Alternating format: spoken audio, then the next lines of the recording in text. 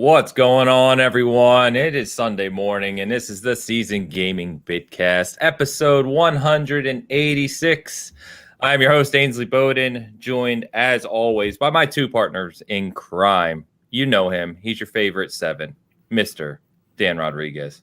Man, how you doing, brother? I swear to God, right when you started the show, I was looking at Twitter, and there was this video that showed somebody making a apple cinnamon egg roll, and I completely blacked out anything you just said. So my bad. I'm here though. I'm ready to go. It looked amazing. It's always about food. It's always about food. At least he's not eating an apple cinnamon egg roll. This is true. This is true. We're taking in about steps. 2 hours from now, that's what's going to be happening. So I have some egg roll wrappers for some reason and some apples. So sounds healthy. Good morning, sir. Hello. I'm here. Mr. Oh, sorry, Dan. No, I'm ready to go. Let's do it. All right. Yeah, we're off and rolling with this intro this morning. Also joined, as always, by Mr. Tie Guy Travis. How you doing, sir? McClunky, I'm doing well. Good morning, everyone. Doing all right over there. Get ready to talk some Dying Light 2 here in a little bit. I am. I'm very excited about talking about Dying Light 2 because that game confuses me. I don't know what to expect, basically. It could be a 3 and it could be a 9, and I wouldn't be surprised either way. So yeah, this is true. This is true. We'll get to it.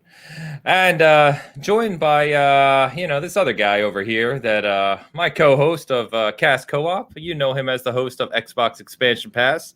He's a regular around these parts. I don't know why. We'll figure that out maybe today. But Mr. Lohr, the insipid ghost himself. What's up, dude? What's up, man? You specifically wrote in the notes to be professional and attentive, and I'm here to ruin that.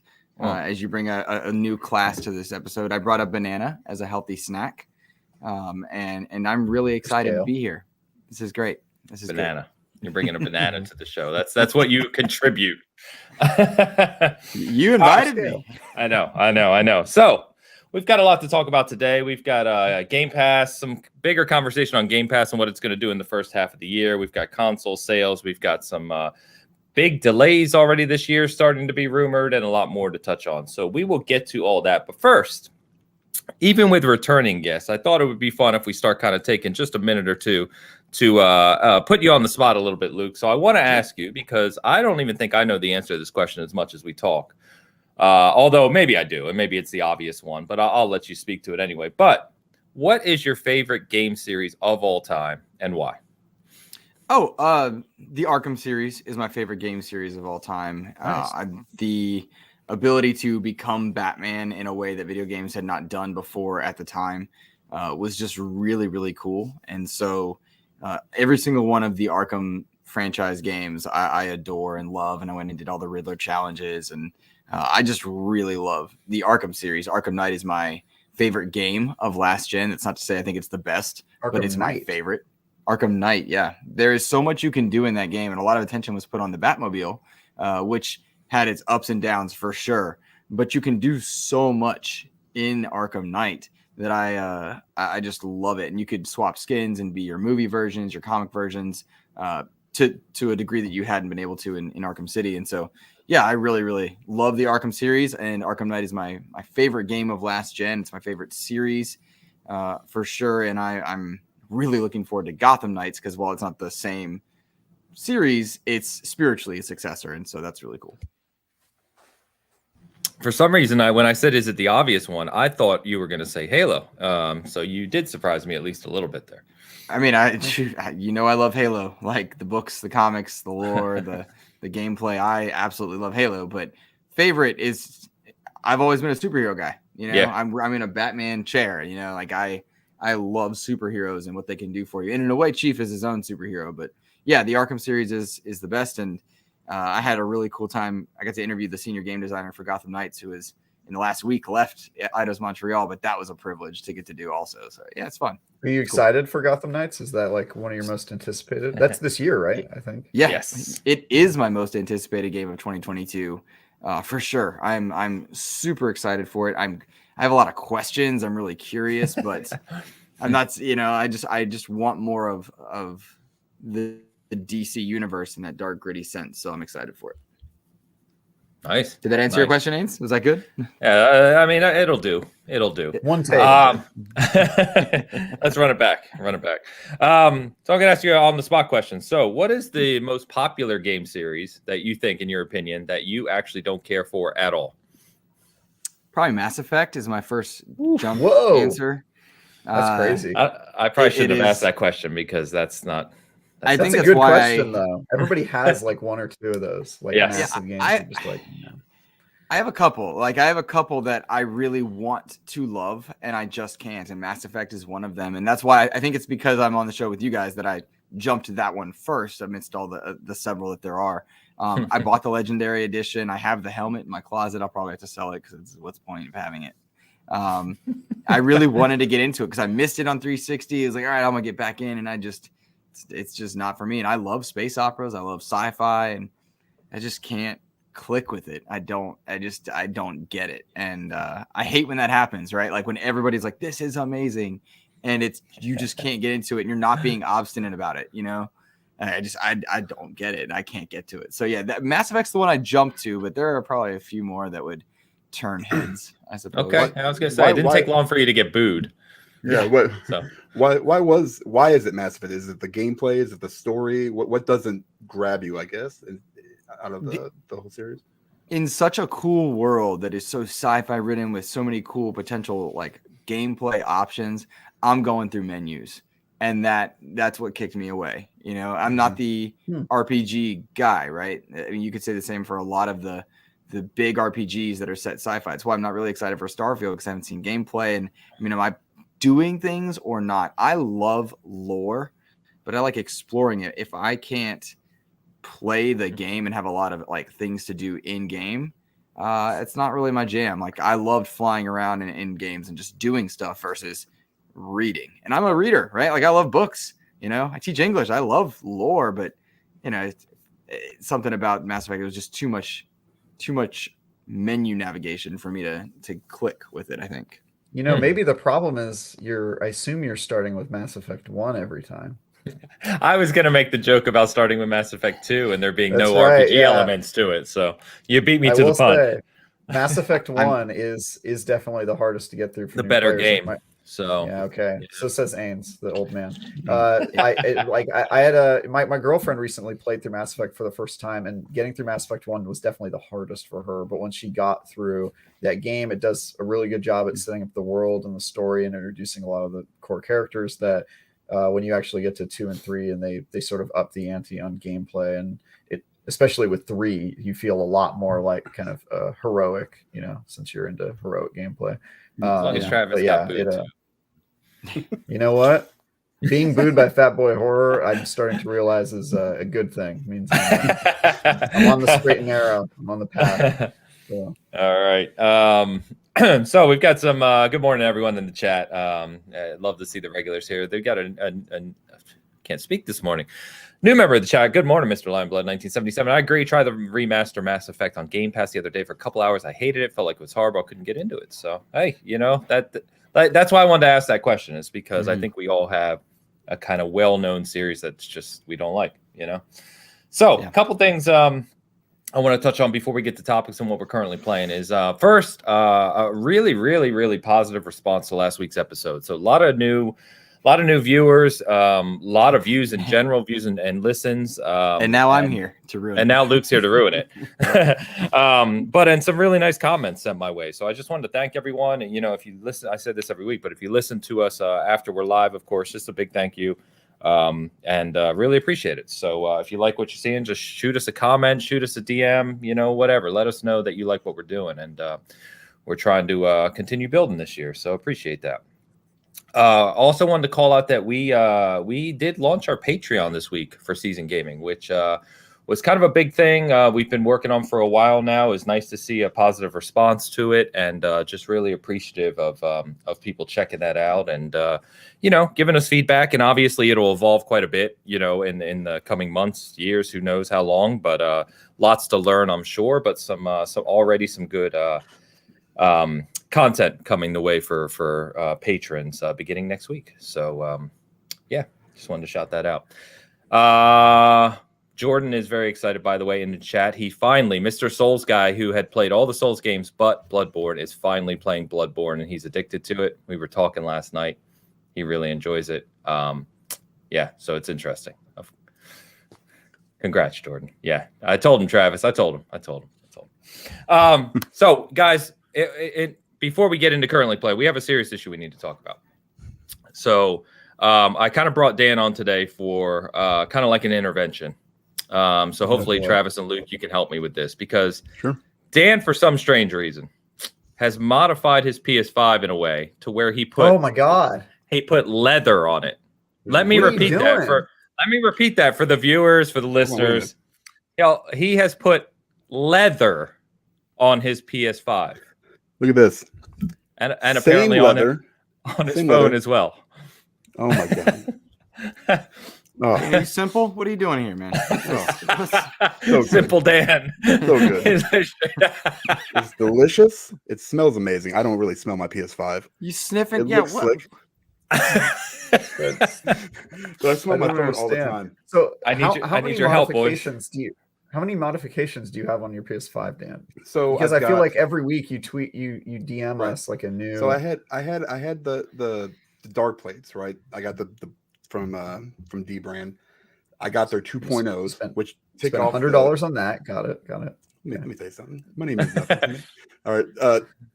The collars. They took the collars off and they basically made it that rounded with the vents on the side. So I got those. I actually have both of them still. And then I also got some LEDs or RGB, RBG. I don't even know what the hell they're called. RGB, little circle. Yeah. You basically put them on the fans, and they, you can 200 different combinations, whatever the hell you want to do. And then I originally had just like a matte black skin that went around it, and I was like, you know what? I'm going leather. The hell with it. It looks so nice when all the lights are off. So I also got, shout out to Toasty Stickers. Hold on. Nope, too easy. Hold on, wait a minute. So does Joe's mother. So does Joe's mother. All right. They're blackout strips. So you can't, if you turn on their PS5, you can't tell it's actually on because all the lights are off. The only way you can tell is now by the lights on the inside. Now no further questions, Your Honor. I've taken those off, and so now it just looks really nice and slick with the leather. Dan, if you were ever in court, they wouldn't have to cross-examine you because you're doing it to yourself. I don't need it. Listen, I have no shame. I have nothing to prove to anybody. I know what it looks like. It looks amazing. You wrapped a device that's notorious for being hot and being overclocked in leather. Right. I almost. RGB I was this lighting. close. I was this close to buying a complete leather skin for the Series X, where it would be just completely ensconced in leather. But I was worried about the cooling issue, really, on that one. Getting a text from Dan's wife. It says he's walking around in chaps constantly and nothing else. Weird. That's weird. Yes. Okay. Yes. Weird. Yeah, I feel like Dan really likes getting rhinestones on things too. Just based on that's a little bit too much. That's a little bit too much. Bedazzle. I don't like the bedazzle kind of stuff, for sure. I was joking in our private chat that Dan likes more customizations for the PS5 than he likes PS5 games. I mean, it's probably close. Yeah, it probably is. I mean, there's definitely there's definitely. I mean, I have problems. I mean, the thing is, I see something and I buy it. I have spending issues. So it is all right. Few comments. Leather and RGB. Let's burn it all down. This is the Pomp asking the important questions, Dan. You just don't care about this world, do you? Here's the thing. I had like a really, really delicious steak a few days ago. I mean, amazing, like a loin. So I figured that cow also provided for my PS5. So it's kind of like you got to use the whole animal, as they say. So listen, I've got so much cow in my freezer right now. That's actually one additional cow because they already kill one cow to make each PS5. Yeah. Fun little fact there. A little Snapple fact. Yeah. I don't really Snapple fact. Listen, that's actually good because you know what? That is actually taking away from the greenhouse gases because I've taken one cow out of the picture. Wow, okay. All right. I'm saving the planet one bite methane at a time. So That's I not think how that works. I'm starting to regret bringing this up. you got to know, yeah, maybe it wasn't a cow. Never make fun of my Mass Effect take ever again. Yes, okay? yes, Yeah. it's fine. It's fine. Well, it's fine. Yeah. Maybe. I don't maybe. think Dan ever opposes somebody hating a series of games that's beloved. I don't. Even if he likes it, he's like, all right, somebody's hating something. I'm down. It's Yeah. true. So. Shout out to that Mama Rocks, our community manager. She is currently in Chicago, which is her first visit to the United States ever. Nice. So, hey, yes, she ate Portillo's. She did. Did she? I asked her if she had the chocolate cake shake. If not, I don't know. She needs to go back. She can answer if she's still on. Mama, let me know because I will send you some money to go get some more because it's amazing. Amazing. That's awesome. I hope you're having a great time, Mama. Say it again. No, she did have the beef, which also from cow. So from just cow. throwing that out there. From cow. It is cow. It is cow. From cow. All right, we're going to move on from cows and move into, hopefully anyway, what we're currently playing. And again, I'm going to be very boring here, so I won't go because I haven't played hardly any games all week, but when I have, it's been Halo and Rocket League, so very boring. Anyway, so Luke, you been playing anything good? And if you say Avengers, I'm going to kick you off the show. Avengers. I'd like you to kick me off so I can go play Avengers. Really not much new. I enjoyed the Halo events that they had multiplayer wise. I'm anxious for them to get a few fixes in. I've been playing an upcoming indie title called Black Wind, which is fun hack and slash indie game, but I'm stuck and it's not out yet, so I don't know where to go. So, I'm really stuck. That's always the interesting thing. We talked about last week. We had a good conversation about game reviews and early access and the experience of reviewing a game before it's released, etc. Mm-hmm. And that's one of the funny things we probably didn't bring up is that when you are playing a game like that, where you can get stuck, get lost, not know what to do, there's no recourse because we've gotten so spoiled in today's industry where you can just go on YouTube or Google it and you can get your answer in 4 seconds. Where you can't do that when no one's played the game. That's always funny. Yeah, I got a message from Jam Pack Sam who hosts am I lagging? Sorry. Go ahead. No, I heard you fine. I think. Sorry. Okay. I roboted on my end, so I was making sure I didn't overtalk someone. I got a message from Jam Pack Sam who hosts his own Xbox thing asking me specifically, like, hey, did you get past this part? No, I did not. I am stuck also. It's just funny. Wow. That's awesome. Yeah, I pride myself on never looking anything up, no matter how frustrated I am. I just don't Google stuff. So when it's time for review stuff, I'm like, all right, this is it. No option really, except for to push through. So I enjoy it, and also I really like the kind of culture among reviewers to message one another and be like, yo, what are you doing for that? Or I had a bug in the Ascent when I was reviewing it, which apparently was a bug. I didn't know it was a bug, but a quest just wouldn't complete despite being at the quest marker. You know what I mean? It just would not complete. Mm-hmm. And so I messaged Jez and I was like, you have this problem. We went back and forth for a while. Like, where are you? And I was screenshotting the map and trying to figure out what quest it was. And it's just all that to just end up knowing that it was a bug and it wasn't my fault. So yeah, I've had that happen before where I've had to go to the Discord and talk to the developers and be like, am I stupid? And then sometimes they're like, yeah, you're stupid. Yes, you are. Other times they're like, hold please. That shouldn't be happening. So it's usually that. Usually if I get stuck, something's wrong with the game. And you can kind of tell, you know how you have gamer intuition where something's not working right because you've just played so many games. And I kind of know when something's wrong. Yeah. What else you guys been playing, man? Anything good? Yeah. What else, Luke? Yeah. That's pretty much it. There's not been a lot, there's really not been a lot that's been new. We're waiting on Dying Light. Curious if I'll start Elden Ring because I really want to like Elden Ring. I really want to, but I'm not good at the hardcore Souls one. I can do Darksiders and Jedi Fallen Order and Lords of the Fallen, but those are the easy baby modes. So I don't think I can handle it. Come on, man. You did Legendary Halo Infinite's probably harder than any Dark Souls game, would be my guess. Probably. I just don't understand. It's just a different type of difficult. Yeah. Type of difficult. That's true. Yeah. I keep saying on shows that and this sounds kind of strange, I think, but I don't know if you'd agree, Travis, but there's a lot of people I'm seeing who, because of the hype of Elden Ring, I'm seeing a lot of comments like, I've never been good at the Souls games. I haven't been able to get through them, but because Elden Ring's open world and because it's, new, I'm going to give it a shot. And after playing the technical test, I'm concerned that there's going to be a lot of people who go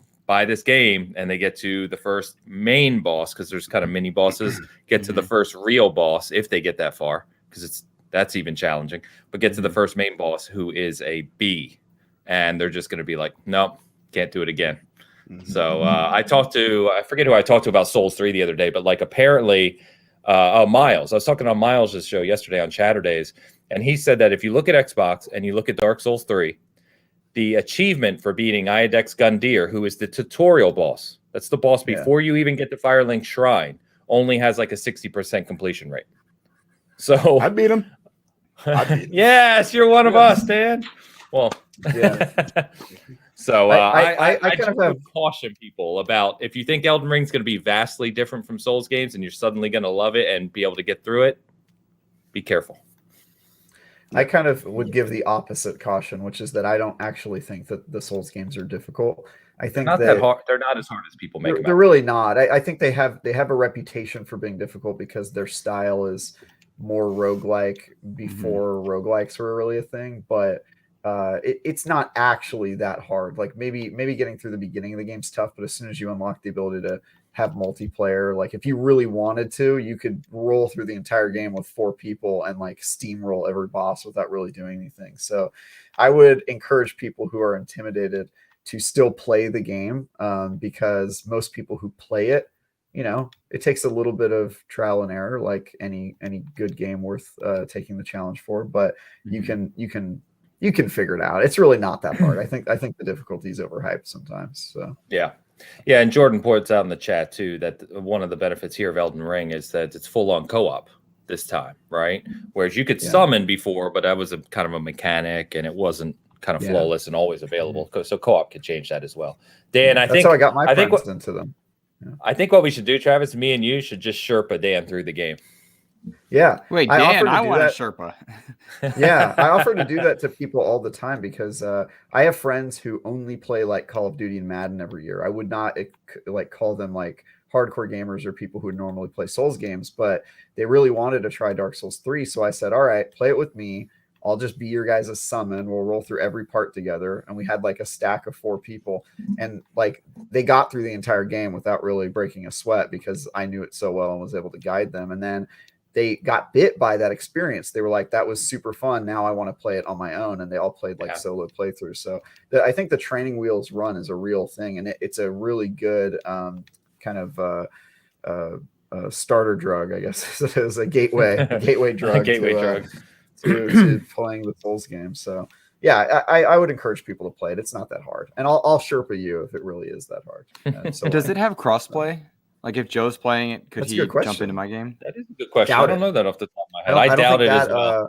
I don't think that publisher's done any crossplay yet. So gotcha. Bummer. Yeah. No.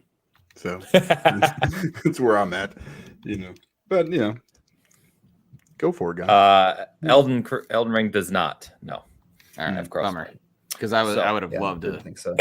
Jump it. You know what I mean? Like to have somebody like Joe is my Souls guy. And if anytime a game doesn't do crossplay, I get very frustrated. Yeah, I mean that's less of a Sherpa, more of a handicap, but Yeah. Travis, play anything good for IGN?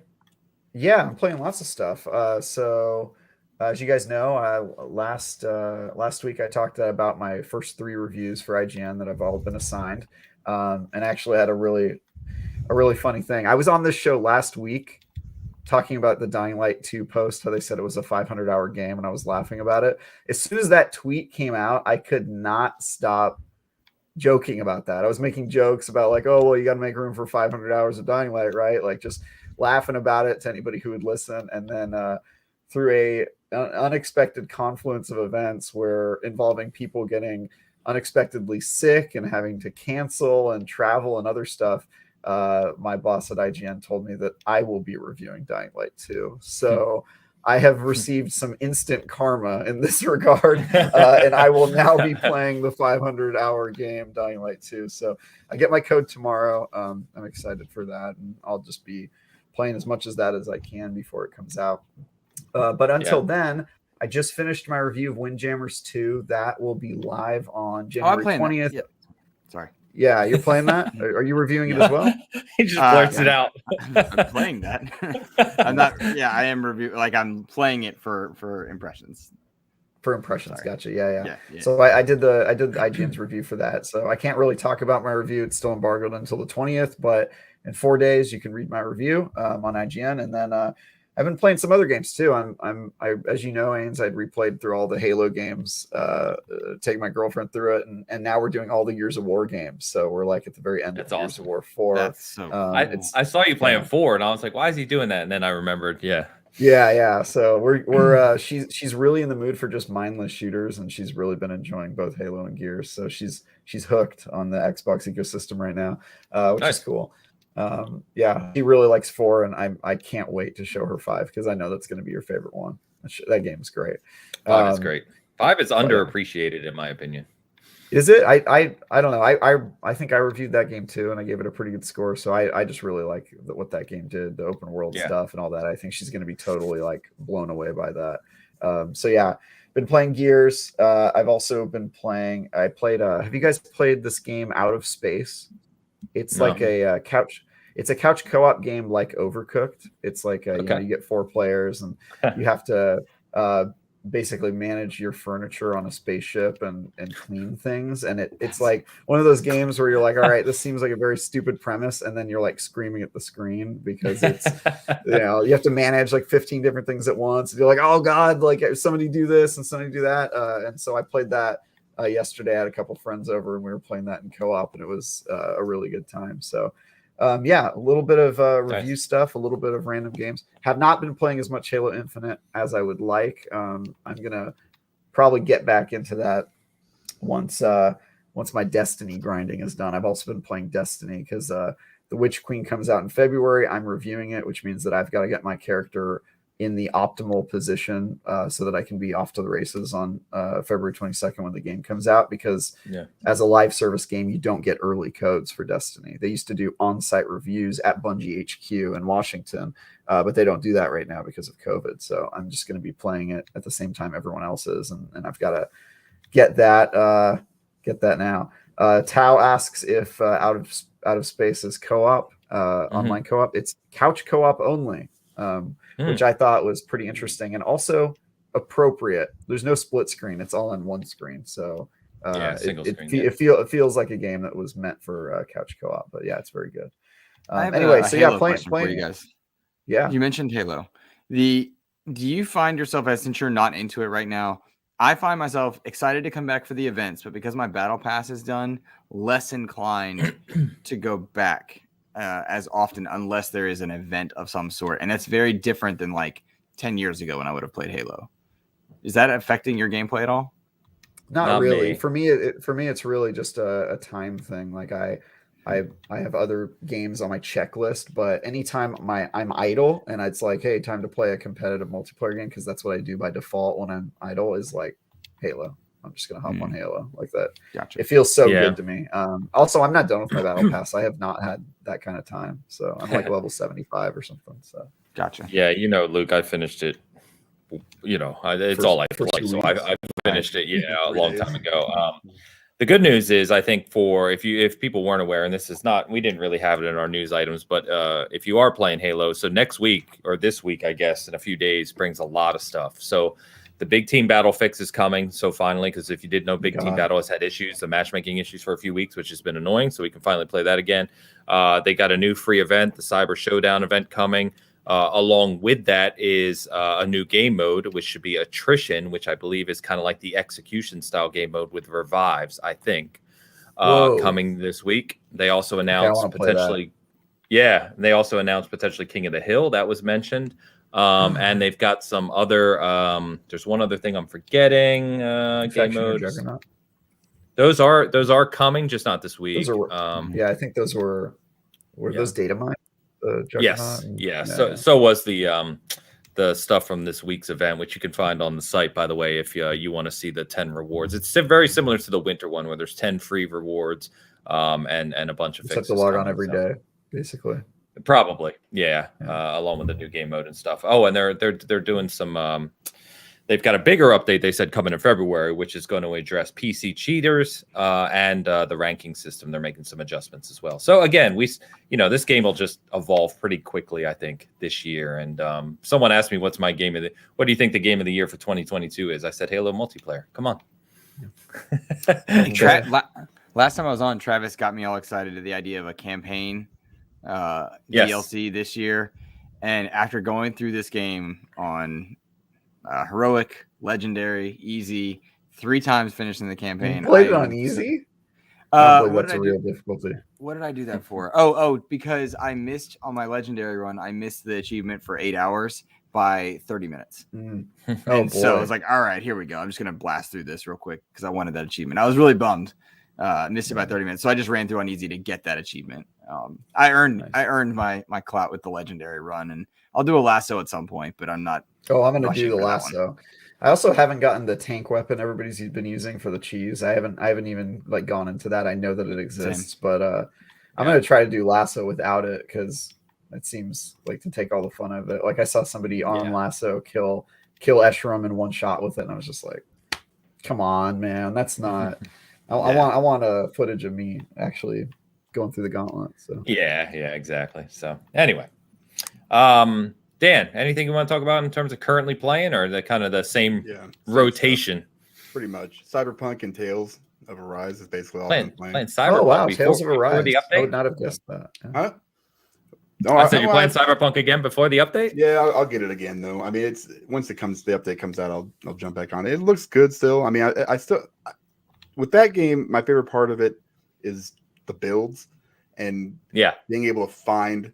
Like I know when you started it, you kind of did like a kind of a gun, I did high crit kind of stuff. That's kind of what I've been doing on this. I did high crit / hacking. Yeah. Okay. Yeah. This one is just pure, like athletic, kind of guns akimbo running around. Okay. Yeah. That's Sandevistan, where it slows down time. Yes. I've got it to the point now where it's just I can basically use it, run around people, shoot them in the face with super high crits, and then I have like a 2-second cooldown, and then I just do it again. So it's just gotten to the point where it's just ridiculous.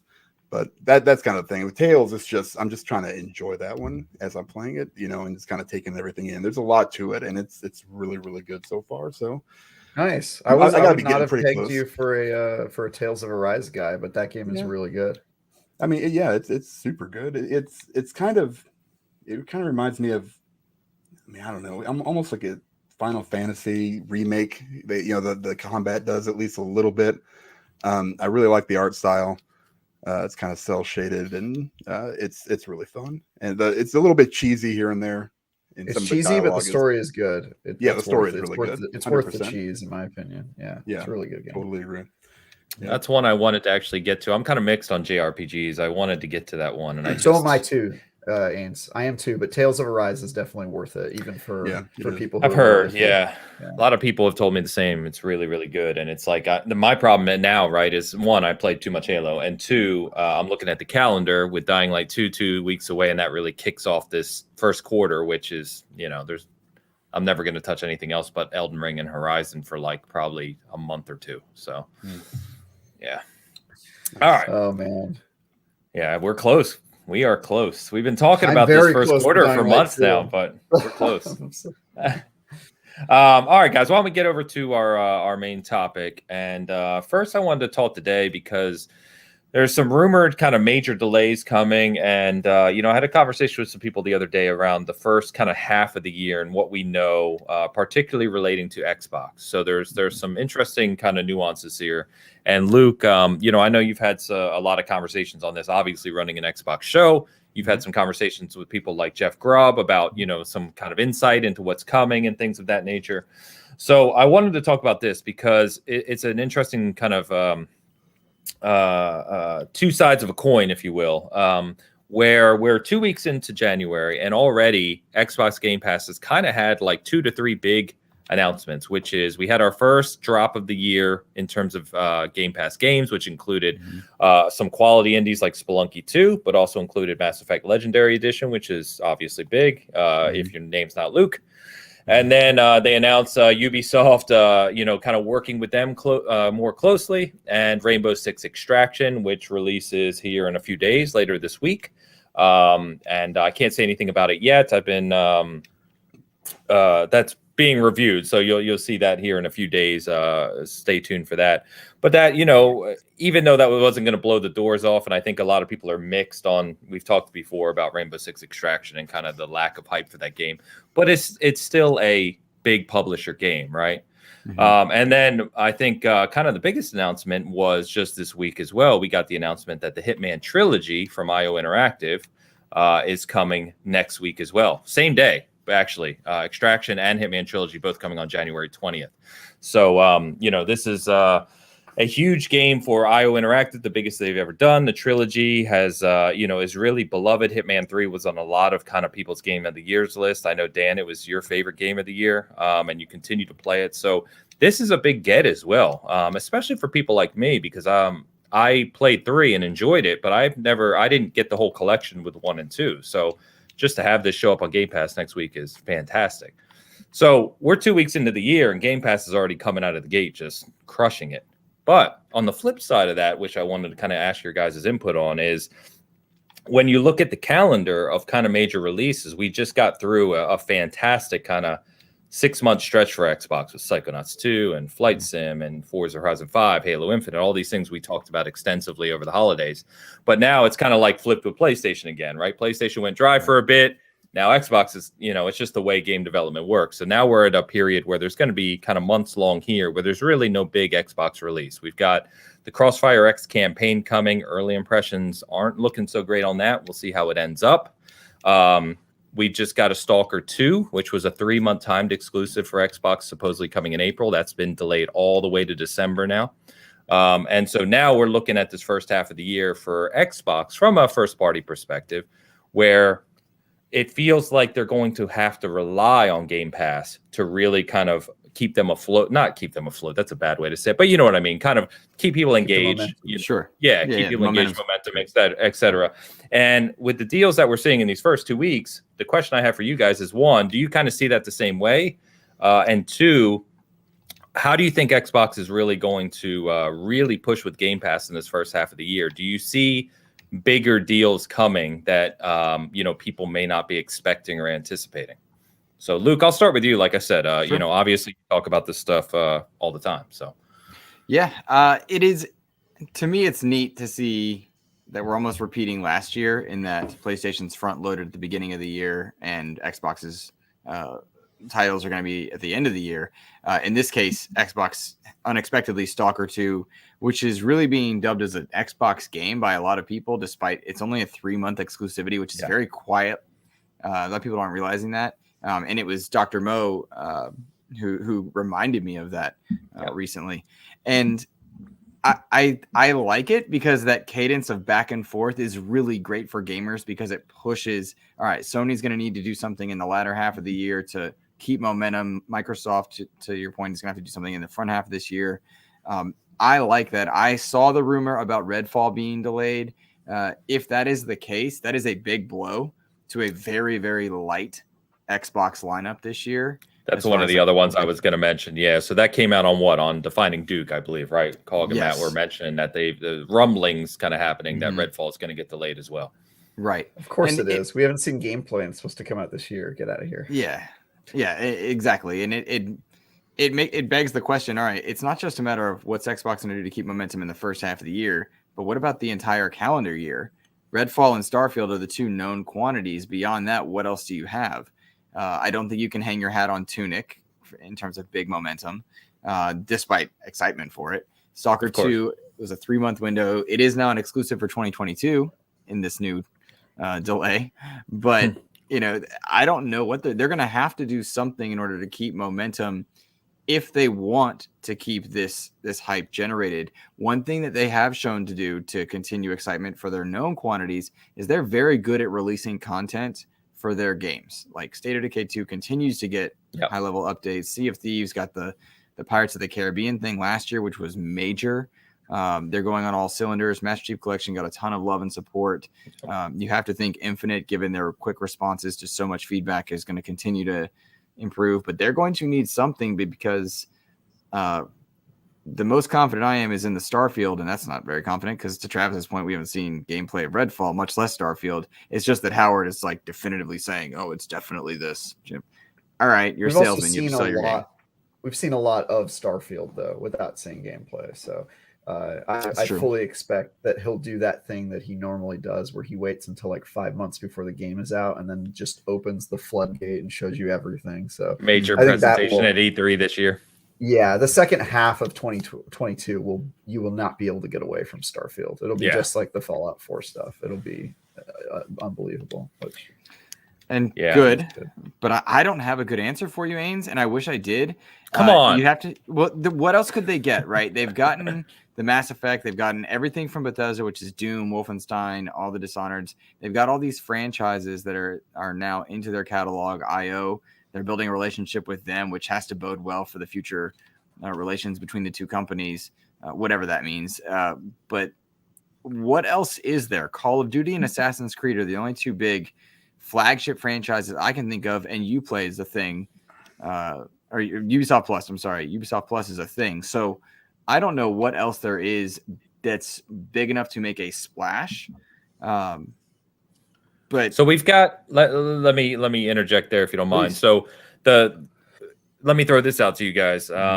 We think about what we know is coming this year that's already been delayed and should realistically launch this year as planned. Gotham Knights, you mentioned earlier, right? You've got Kill the Justice League or Kill Super, whatever the hell it's called. I don't think that's happening this year. Great. I don't think that's happening this year. Okay. All right. So we'll see. I mean, Rocksteady has said, but who knows, right? Which looks great.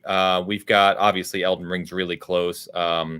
What's the other game I was thinking of? Damn it. Anyway, my point being is, do you see them trying to kind of really put the funding into grabbing another 1, 2, 3 of these major third-party games, AAA games, for Game Pass launches? Yes, I absolutely do. I expect to see MLB The Show in there again.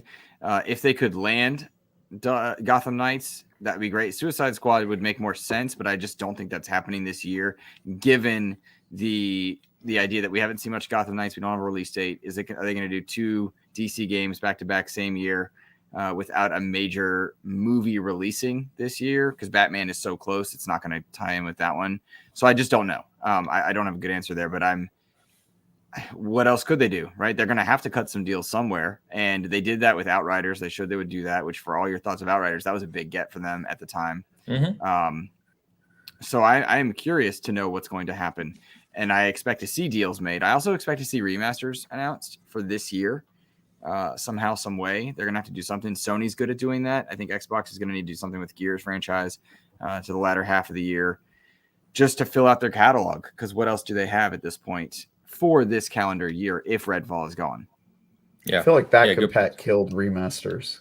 I think you're right. Not a thing for Xbox for a while.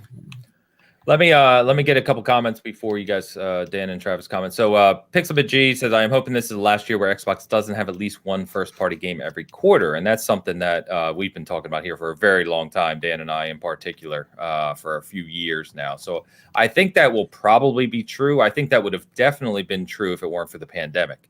But that's just throwing a wrench into everything. But I think, we keep saying that there will come a time to where that'll be true. There's just too much development staff not to be true. Excuse me. Dano says, like you, Luke, I expect a few DLC expansions, Forza, Halo co-op, Sea of Thieves, Flight Sim, etc. Pixelbit also says, I think Forza Motorsport is the only other first-party game, but that is not confirmed for this year yet. I can say that I think it will be as well. I hope it will be. I'm looking forward to it. I was fortunate enough when I was reviewing Horizon to speak to some people who have played it. And some of the development staff, so I have a little bit of insight. But again, there's nothing I've heard that definitively says it's coming this year. So we'll see. Dan, what are your thoughts here, man? I'll go over to you in terms of exactly this topic. Like, I know this doesn't really bother us, for instance, because we just play whatever comes out, and there's plenty of games to play, regardless Yep. of platform. But when you look at kind of, when your anticipation for things and you think about where they're landing, Stalker getting delayed, Redfall potentially getting delayed, what do you think they do here to kind of, as we said, keep the momentum? Well, you kind of have to Luke's point, go the third party route. The problem is, what's out there that they can get. I mean, probably anything they want. MLB 22 would be amazing, but they haven't even announced anything about it. There's a player lockout in baseball right now, so that may not even happen. I didn't know that. I didn't know that. So, yeah. There's literally no business anything. I don't even know what that is. All right. It's a strike, basically. Right. Yeah. It might not even come out at all, like on any platform. So we haven't seen anything about it. There's been no, releases. Something like Outriders, as like Luke said, as much as it kind of fell on its face, when it came out, it was still a big get for them. And I think that's what they need again. And it's going to have to carry them for this year. I always, my $1 thing runs out in April. You remember when they got the $1 Game Pass? Wow. So, up until this point, I haven't cared one bit. So now I kind of have to look at it and go, okay, what, I'm going to keep it going, obviously, because I'm an idiot. But you who spends leather on his PlayStation. Yeah, I have leather on my PlayStation, so it doesn't really matter. I have codes out my butt. So the problem then becomes, what am I getting for this? This price is $15 a month.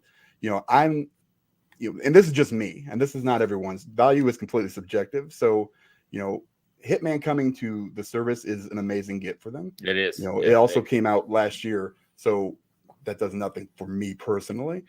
Sure. It's great, and I'm probably going to play it again. And because that's actually where I started playing Hitman, was on the Xbox, and the only reason I got it on the PS5 was because they had it for VR, and I was reviewing it. So this is going to be good. I'm going to play through that. I might have bought it already. I'm going to be honest with you. I might have it. There's a good chance. So not to interrupt you. My dog has just broken through the door, which he managed to jump on and open, and Bruce? now knocked in. That's Paul, my puppy, and now Paul. knocked into the camera while coming to say hello. So sorry if you heard any of that. Give that Fluffum some love. Oh, he's adorable, man. But he has figured out how to open doors. He literally jumps up, hits the door handle, and puts both paws on it, and then comes through the door. Yeah. Awesome. Anyway, sorry, Dan. No, you're fine. And Starfield, I'm super excited for that one this year. That's kind of up there on my top 5 for what I'm expecting. But then again, that doesn't come out till November, and maybe it gets delayed, maybe it doesn't. I really hope it doesn't. Starfield, yeah.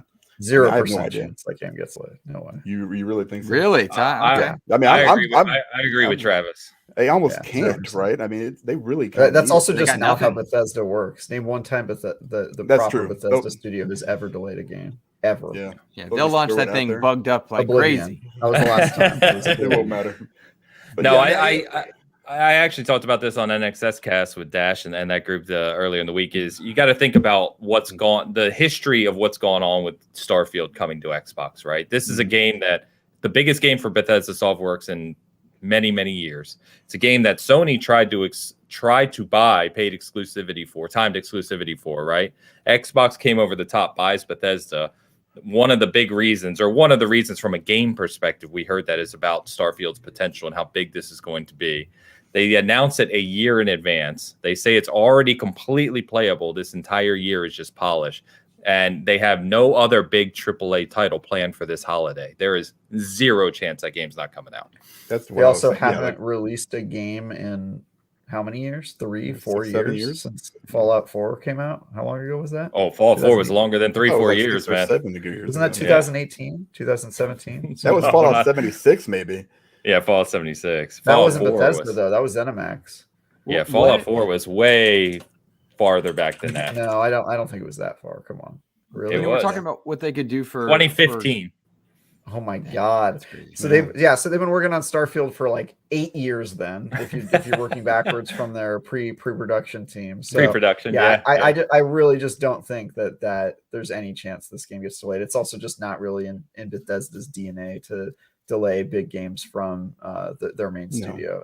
They just don't do that. The last time they did that was Oblivion, and that was just because the 360 console came out and they had problems with making like their first console game, their first console main game. But that was like 3 months. It was like not a big delay. The problem is, you look at that game and then, you have the Cyberpunk effect that we saw last year, where we have a game that was played, for 8 years it was in development, or however long it was since The Witcher 3. And it really was awesome. No. Oh, I thought that's where you're going. Well, you saw the reaction to what happened. You don't want that to happen again. Now you have, you're a little better shape only because now you're able to focus on really one ecosystem. You don't have to worry about it. It should be playable through all the Xbox consoles, obviously, and PC. Well, it's next gen only, remember, too. It's series. Well, this is next gen. I didn't know that. So even better. So you've got that going for you, which is nice. Game Pass get. What if that's the big Game Pass get? Is they rebirth those games, relaunch them by launching them into Game Pass as well, and get people's eyes on Cyberpunk once again.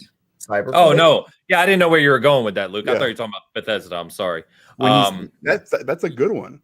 Yeah, one thing I mentioned the other night was exactly that. You guys think Cyberpunk because they can launch it in parallel or simultaneously with the next gen patch. I'm sorry, and basically say, hey, look, Cyberpunk's here. It's fixed. Yeah, exactly. You're going to get more eyes on it, right? More players playing the fix, for lack of a better word, version of it, which could be really good as well. My hot take on Cyberpunk is that it kind of did nothing wrong and it just launched at the wrong time. So if you think about it, Cyberpunk's main versions, which were on the Xbox Series X, which is where I played it, and then on PC, worked. They were fine. They were glitchy, but they were as glitchy as you would expect a lot of open world RPGs for are. A game that big. Fallout 4, Skyrim. All these games have had tons of glitches when they come out, and people deal with them because they're at least playable. The reason Cyberpunk did so poorly is because on the old consoles, Xbox One and PS4, it was unplayable, and they clearly did not optimize those versions at all. And I think they were a victim of the fact that they came out right around the time those consoles were new, and nobody had them because of the, COVID and the PC shortage and all that stuff that happened. Actually, maybe that was pre-COVID, was it? I think it was like just right before, right? No, it was somewhere right around. No. Was it during full-blown COVID? Yeah, that was full-blown because COVID was March of 2020 where it really kicked off. Yeah. So it was full blown COVID. Full blown COVID. And I think it was. Like if you play Halo Infinite on Xbox One, it is really bad. It barely runs. And I think that I did it for my wiki. I played it on the original Xbox One, the OG vanilla one, and it runs at like 15 frames per second. It's like, I was gonna say, bad. I thought it was. I knew it was only 30 frame target, but I thought, I've seen some people say it still looks good, but who knows? I haven't tried it. It is pretty unstable from at least from my testing on my original Xbox One model, the vanilla version. It does fine on 1S and 1X and all that, but I actually think that lots of games are guilty of the same thing that Cyberpunk was guilty of. It's just that it's a lot more acceptable now because people kind of expect those games to not run on the older consoles. When Cyberpunk came out, no one had the new consoles, and I just think everyone was playing on a version of the game that wasn't optimized. Like the PS4 and the Xbox One versions were just really bad. So I think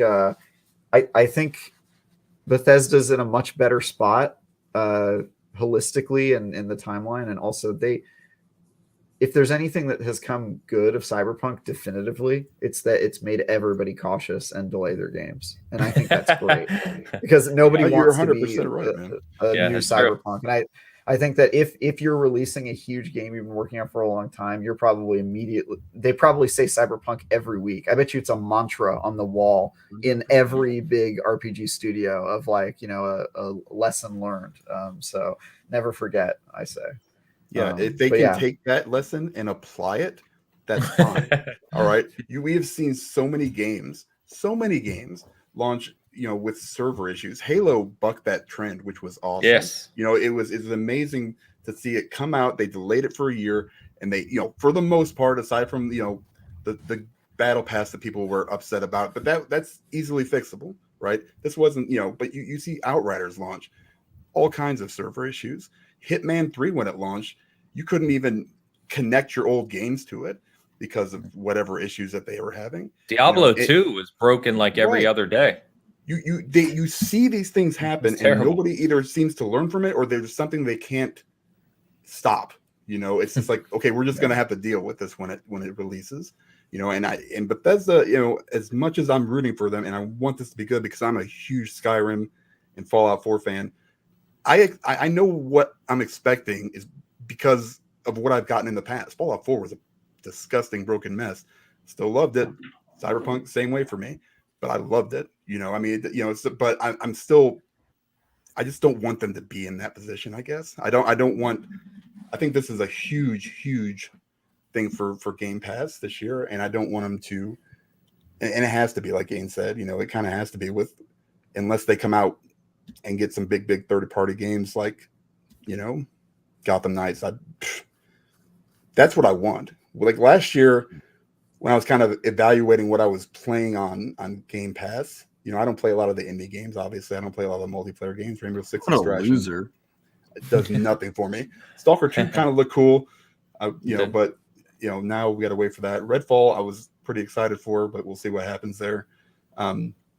So everybody's going to kind of, I think, look at what it provides for them, and then they're going to make that decision.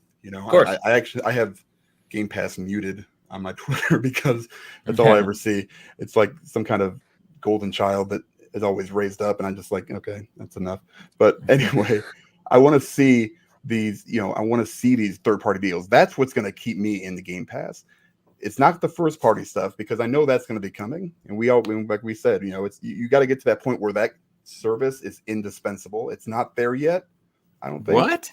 Really? Not No, for it is. Well, you got to think about what Dan says he plays. That's the right point. for me. But that's the thing. Everybody thinks that they're all the same people. They're not. Well, it's also made for.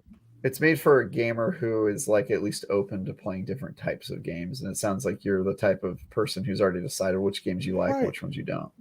Which is fine. It's like when I hear someone doesn't have Very Netflix different now. ideas, though.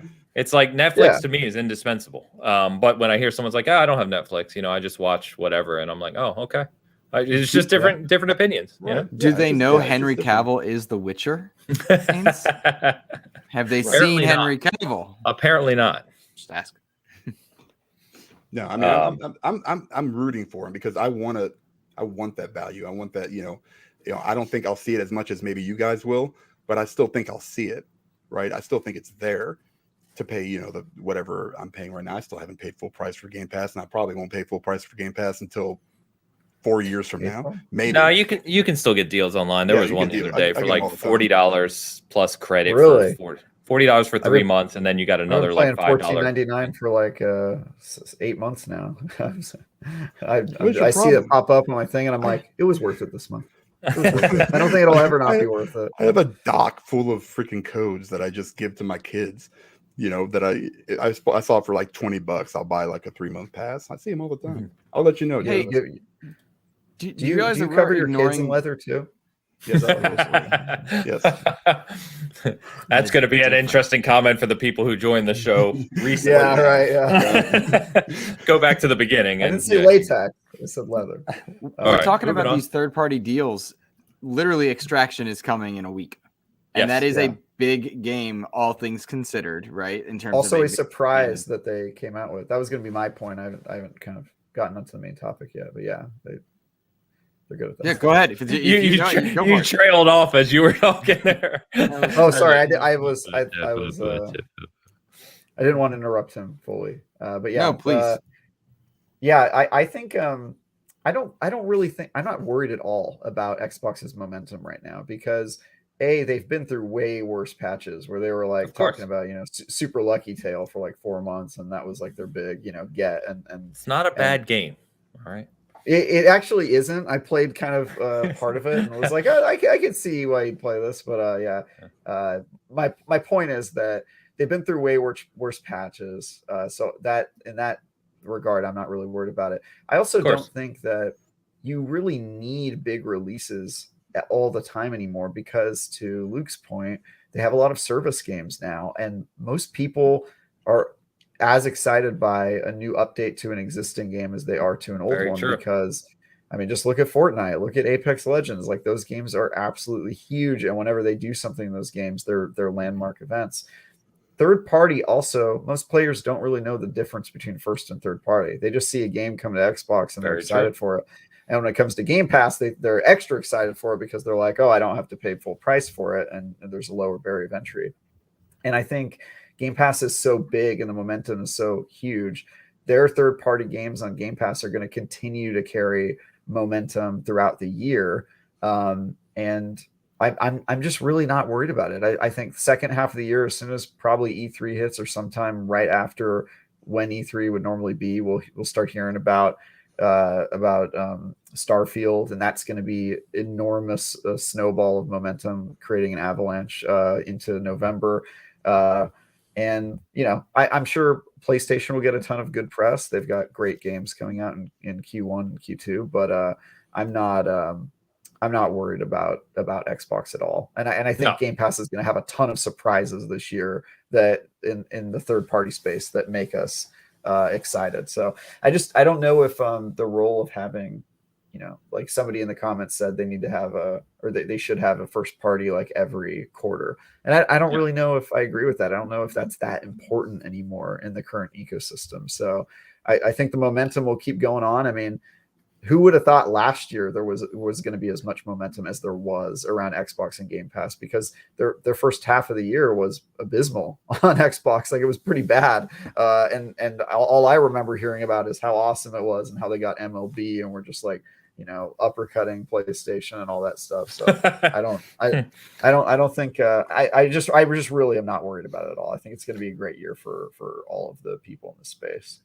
Yeah, absolutely. I don't think worry is the right word. I don't think anyone was worried. It was just more about what they do to, just keep the conversation up, because it's been so positive lately, right? And I think it will continue to be. But I think you make a great point. Let's not forget that last E3, as we now know, of course, E3 is not coming back in its old form again this year. Last E3, the thing we were all talking about was how amazing and incredible the Xbox show was, right? And how much they showed, how well done it was. And Pampa in the chat just also reminded me that Deathloop will be coming to Xbox, which will be Game Pass as well later this year. So that's a whole new audience for that game, which is an incredible game. So yeah, and also, they may not be Dan's cup of tea, if you will, but there are a lot of quality indies that continue to come out. That there's a ton already on the slate for this year. Somerville, we've got Nobody Saves the World this week too. So between Nobody Saves the World, Extraction, and Hitman Trilogy all coming to Game Pass next week, which is pretty wild. So it's gonna be a great year. I'm also just really excited by the smaller breaks. Obviously, January and February are not going to be one, but the middle of the year, if I can play some 5-6 hour indies, discover my next forgotten city, like that's kind of the stuff that I am really excited about, because there's always those games you don't see coming, and of course those are oftentimes the most memorable ones. Like, I remember there was zero hype around Hades, and then that game came out and it was just like, whoa, like everybody was blown away by it. So I love games, guys. So. I don't know, guys. Xbox is dying. They literally just killed the system. They killed an entire hardware system. Hard agree. Yeah. So you when are you starting PlayStation Expansion Pass? Tomorrow. You kidding me? You kidding me? I think I gotta get on this thing quick. We'll have to call it PlayStation Memory Card, I think. Oh, that's how they do it. Yeah. That's good. That's clever. Hey, good morning, everyone. Nice to see some new faces in the chat. Gerald Mack, good morning. Steve in the house from SG, good morning. Beast Mode, good morning. Or afternoon, depending on where you're at. So one quick question for you guys. This is just for fun, just to speculate, because, just to goof off here. But IO Interactive, right, seems to be getting a little comfy with Xbox. Hitman Trilogy, there's been some rumblings, some murmurs about things going on there. Throw out your prediction. IO Interactive, they going to become associated more closely with Xbox sometime in the future? I'll start with this one. I think Xbox probably would love to have them. They're a very talented studio. They are. But after seeing the process they went through to win their own independence award from Square Enix, I don't think that they will sell, and I'm totally okay with that. That said, when you're a smaller studio like them and you're trying to punch above your weight, like they certainly have been, I think it behooves you to like nest into all the different ecosystems as closely as you can. And I think that they see, as a small studio that's doing a very popular live service game, I would call it kind of a live service game. Fair. That getting into at Game Pass and getting into all these programs does wonders for kind of shining a spotlight on you and getting people to adopt your game. So I think they'll continue to partner with everyone and get into as closely as they can into those ecosystems. But I would be really surprised if after all the stuff they went through to buy their own independence and then buy the Hitman IP and all that stuff, I would just be really surprised if they immediately jumped into another large publisher's arms. I've been wrong before, though, most famously about Bungie, who fought long and hard for their independence from Microsoft and then immediately made a deal with Activision. So, which they then fought to get away from. Yeah, which they then fought to get away from. So I've been wrong before, but I really would be surprised if they did anything drastic. So. No doubt. Luke, what do you think? They certainly seem to be very comfortable. I was talking with Mo about this last night. Actually, they certainly seem to be a good match. To Travis's point, they did a lot of work to keep their IP, save their brand. Hitman saved that company, their new iteration of Hitman, I should say. But they certainly seem comfortable. I would love to see it happen because I feel like it would be the right fit. I don't say that just for the acquisition discussions that go on, but they seem like a good fit for each other. Microsoft has shown that they're willing to let people make the games they want to make. That seemed to be what IO really wanted to do. And all the signs are there that it could be beautiful and a good matchup. I would like to see it. I feel like we would get a really, really impressive product out of an IO that is extremely well funded and has time. That's not to interrupt you, but that's kind of why I think the discussion, not that I think either way, but why I think it's interesting is because they have James Bond license now, right? And James Bond is going to be the biggest game they've ever made. Obviously, James Bond, the name alone brings with it eyes and a lot of, publicity. So thinking that this is going to be the biggest game they've ever worked on, a huge IP, a huge license, why would you not want to, if you could get the type of support that Xbox is currently offering their, newer studios, right? Why would you not want to do that? But Travis has a very valid point as well, which is once you have independence and freedom, for lack of a better word, it's hard to want to sign that back off again. Right. I kind of agree with Travis on this one. I think if they're doing all right financially and there's no real reason to do it, then they'll be fine just by themselves. Now, they kind of remind me of like a smaller like Remedy almost, except these guys, they're kind of self-published, but it's still I wouldn't mind. I really don't care where anybody signs. I never really thought about it. So no, we're trying to give you reasons to keep Game Pass, Dan. Yeah, that's actually what Phil Spencer and IO Interactive are discussing right now, Dan. How do we keep Dan Rodriguez on Game Pass? Dan on Game Pass, you have to give, but I mean, this. I'm gonna be honest with you. I love Hitman, but James Bond's a huge IP. Huge. You really gotta, it probably takes a lot of money. It probably takes a lot of time. It's just gonna, to bring a product that everybody's gonna really enjoy, they're smarter than me, so they know what they're doing. If they come to Game Pass, fine. Yeah. I mean, it doesn't necessarily mean I have to, I'll probably buy it anyway because it's it's one of my favorite devs. But we'll see how it is, man. It's so far away too. I mean, who the hell knows? No, it's just for fun. Everybody's coming. Now to Game that Pass, you guys are talking about the James Bond IP, it's reminding me that it's really rare for licensed properties to be exclusive to one console, because typically if you're the owner of a really, really popular intellectual property like James Bond, which has a large corporate owner, and you get into the game space, somebody says they want to make a game, your first question is, okay, it's going to be on all the platforms, right? And if the answer is no, they typically look for somewhere else, because like Batman isn't just on Xbox or PlayStation. They found a publisher, a developer that is willing to publish it everywhere, right? Yeah. About Indiana Jones.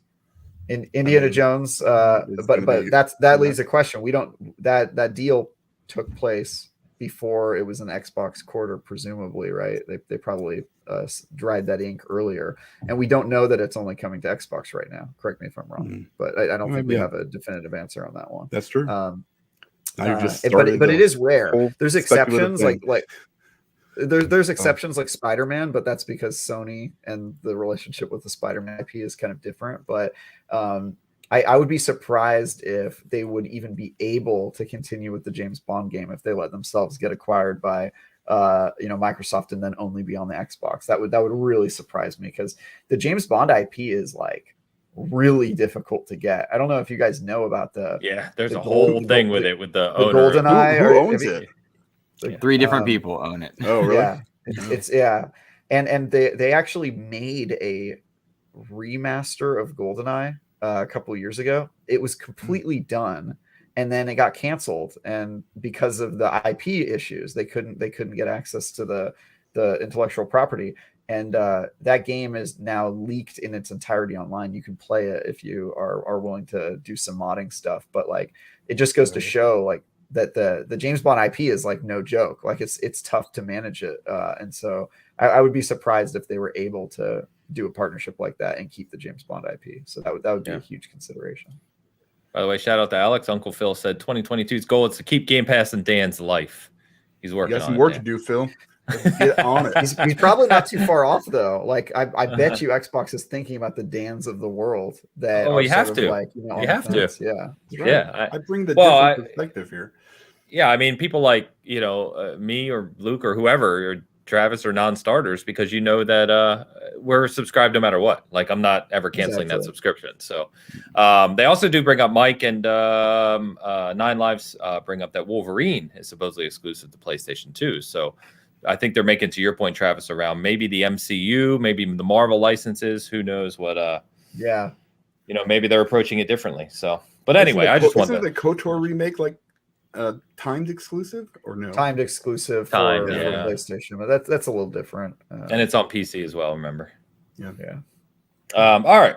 So let's go ahead and move on from that. That was just for fun. But staying on one more Xbox point just before we get on to some other topics is Papa Phil did come out this week and announced that the series consoles, the X and the S, are the fastest selling in Xbox history. So what that means, of course, is that for the first 15 months, they're faster selling than any of the Xbox previous consoles, which of course really means the 360. Because the 360 was the one that really kind of set the world ablaze, if you will, when it launched. But what the analysts came out and basically said is this means somewhere in the neighborhood of 12 to 13 million Series X's and S's have been sold globally.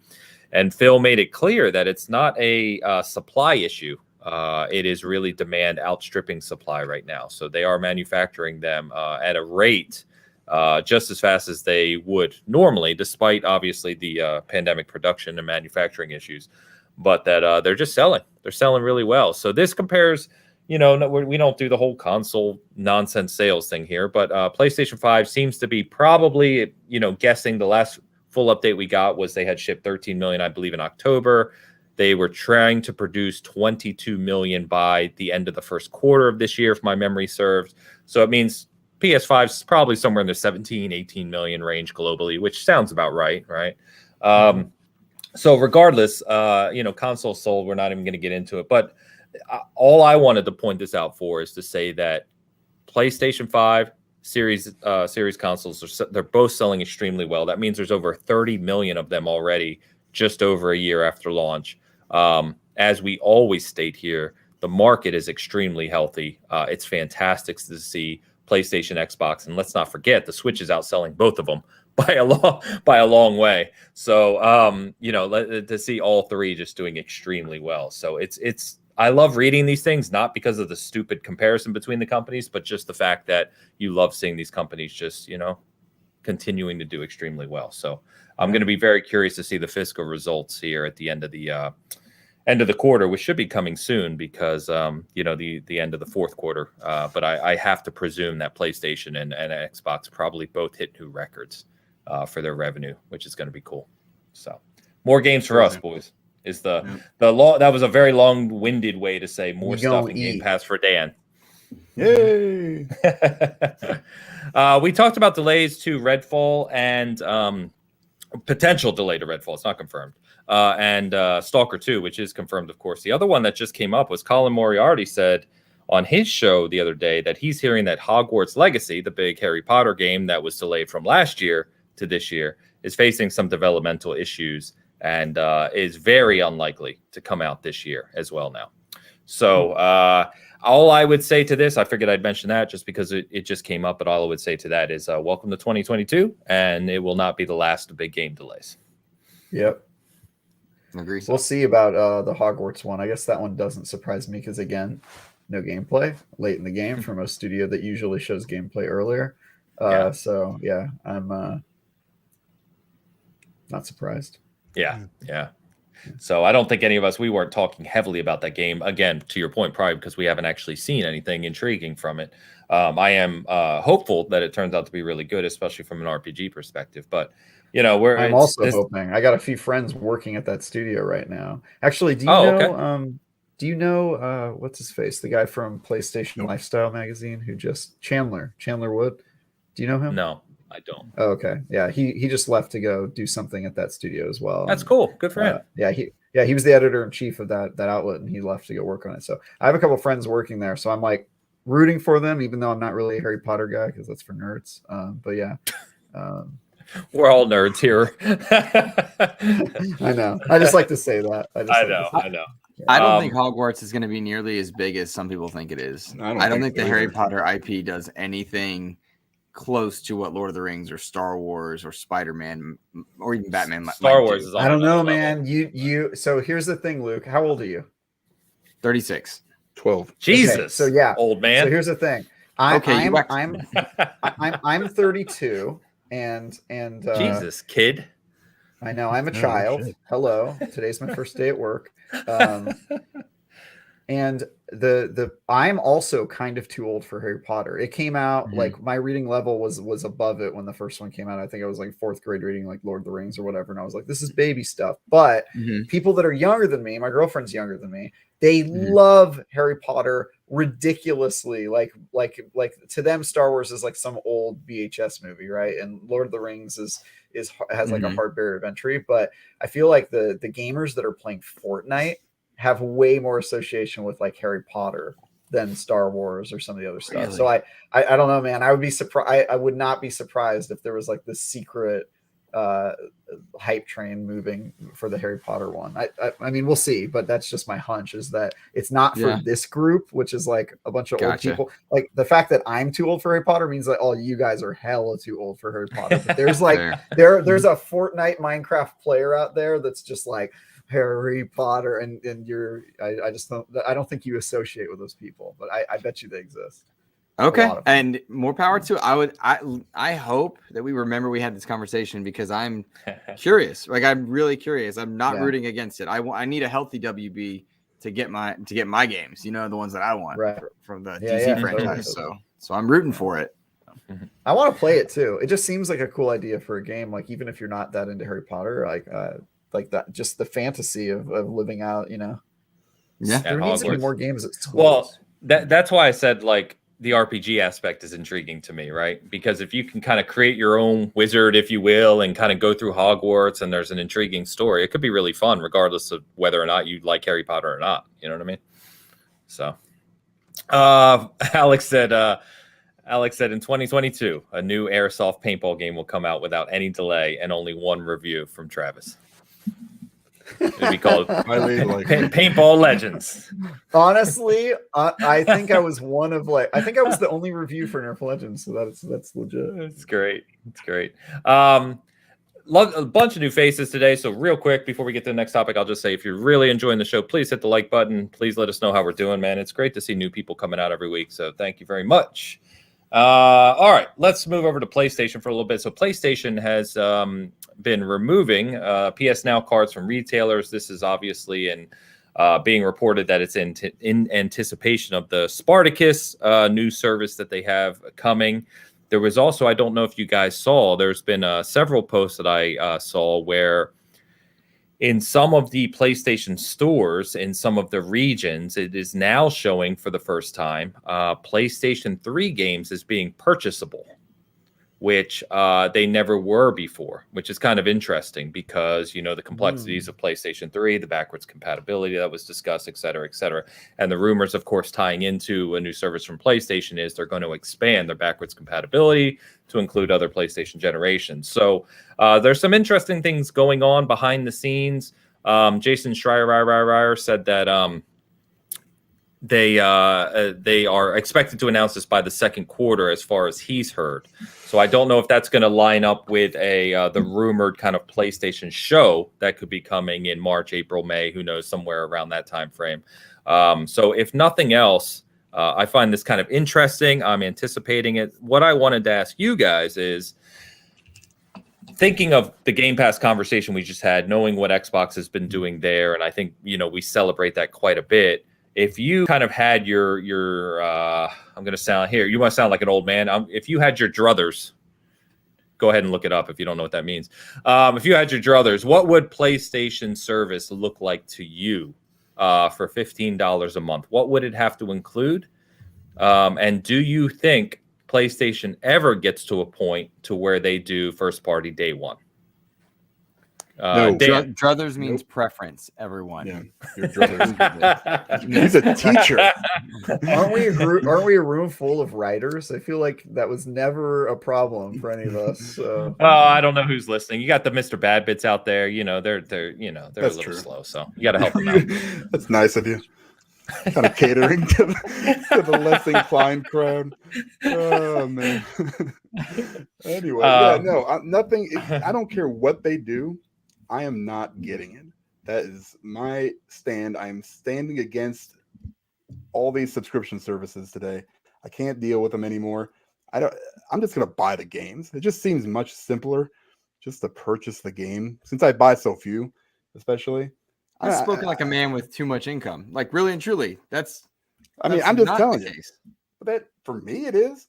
I'm not worried about it. So here's the thing. Like, why not? I mean, how many games do you have to buy? If it's $180 a year, it's 3 games. Or actually, it's less than that because PlayStation charges $70. So a little bit less than 3 games. That's not going to kill me, right? So I'm just going to buy the games. I can't even tell you 3 PlayStation exclusives that are coming out this year. Maybe God of War, Horizon, Gran Turismo. There, done. Nah, not doing it. I'm not buying it. So no, but okay. So that's not the point we're making, right? Like, right. What would it have to deliver for you to improve PS Now, PS Plus? I don't even play online on PlayStation. I don't play online on either one of them. I'm trying to think here. So I guess day and date, first party titles, because he has to be as just as good as what Xbox is giving you. It needs to have, again, like I said, some nice third party, day and date stuff. I mean, if you're going to charge the same as your competitor, you should get the same stuff. Is basically what I'm saying. If not, then give me your backwards compatible library, whatever it is. Make some more of those older games available. Not that I care about them, but Well, that was what I was going to ask. Is one thing that PlayStation has that Xbox cannot even come close to competing with is legacy titles. None. And nothing is there for you. Is that correct? Is that what you're saying? No, like the old stuff. Like, right. I go back and play games, multiple times, but like after a certain point, I think it just becomes harder to play, only because of the gameplay is so dated and it's just harder to do. Sure. Like I don't really need to go back and like the original Xbox games. There's a couple of them that I loved, and when they came out, I kind of jumped back in for a minute, but nothing that's going to keep me there. I want new stuff. I want some nice big experiences. If that's what they can give me on the new Spartacus or whatever, maybe I'll look at it. But for the most part, I think I can just, I've been in the Xbox ecosystem also for far longer. So I have far more curated library with Xbox. So I've got, 700-800 digital games, that I'm never going to play probably again. So, and that's fine. I'm totally cool with that. A service like that from PlayStation, I mean, I don't know if they could really even get me to do it. I mean, it'd have to be day and date, and I don't know, send me like a box of Twinkies once in a while. And that's Yeah. Well, that's why I that. started with you, Dan, because Yeah. because of the conversation we just had about Game Pass, and I know Right. how you feel about these things. That's why I wanted to ask you first, because I think it's a good barometer of, and I don't mean this in a derogatory sense, but like your average consumer who's just looking for big game experiences, right? The person who doesn't have all the nuances that we're discussing and owns a PlayStation 4 or 5, doesn't matter, and just says, okay, there's this new service. What is it going to give me? The person that plays Call of Duty and Madden and Fortnite and Rocket League and says, okay, why would I subscribe to this? That's what I'm thinking about. And I think you're closer to that from a mentality than I am. That's why I asked you. Yeah. Yeah. I think that's kind of where I'm at. Like, if they came out and did this stuff and they made it exactly like Game Pass, I know I wouldn't sign up for it. They'd have to really. I can't think of a single thing that would make me want to pay an extra $5 for a service that I barely use now. Yeah. Just basically the only reason I have it is for the free games every month. Sometimes they're okay, more so on the PlayStation side than, I'm sorry, Xbox. Your monthly games are garbage mostly. We're not going to talk about games with gold. We're having a good show. Let's not talk about games with gold. Let's not ignore that. At least you got. Actually appreciate it. Yeah, I mean, don't you start. Not this time, Travis. Not this time. The reason I appreciate games with gold is because the PlayStation service gives me all the good games I already own, but the Xbox service gives me games I don't own. They're not good, but it's like, oh, it's a new game. You know what I mean? Like, if the game is good enough, then it's like, all right, well, everybody already bought that game, so you're not really giving us anything. But like, the Xbox ones, I'm like, oh, I've never heard of this game. That's cool. I get to add that to my library. So I'm kind of happy with that, just because I own all the funny thing is you're making a valid point, but. Yeah. I think the counterpoint, of course, is sure, but how many hours do you actually put into those games? Yeah, no, here's the thing. I do play them. I'll be like, well, let's see what this game is. I'll play them and I'll be like, okay, I get why I've never heard of this game. But, I'm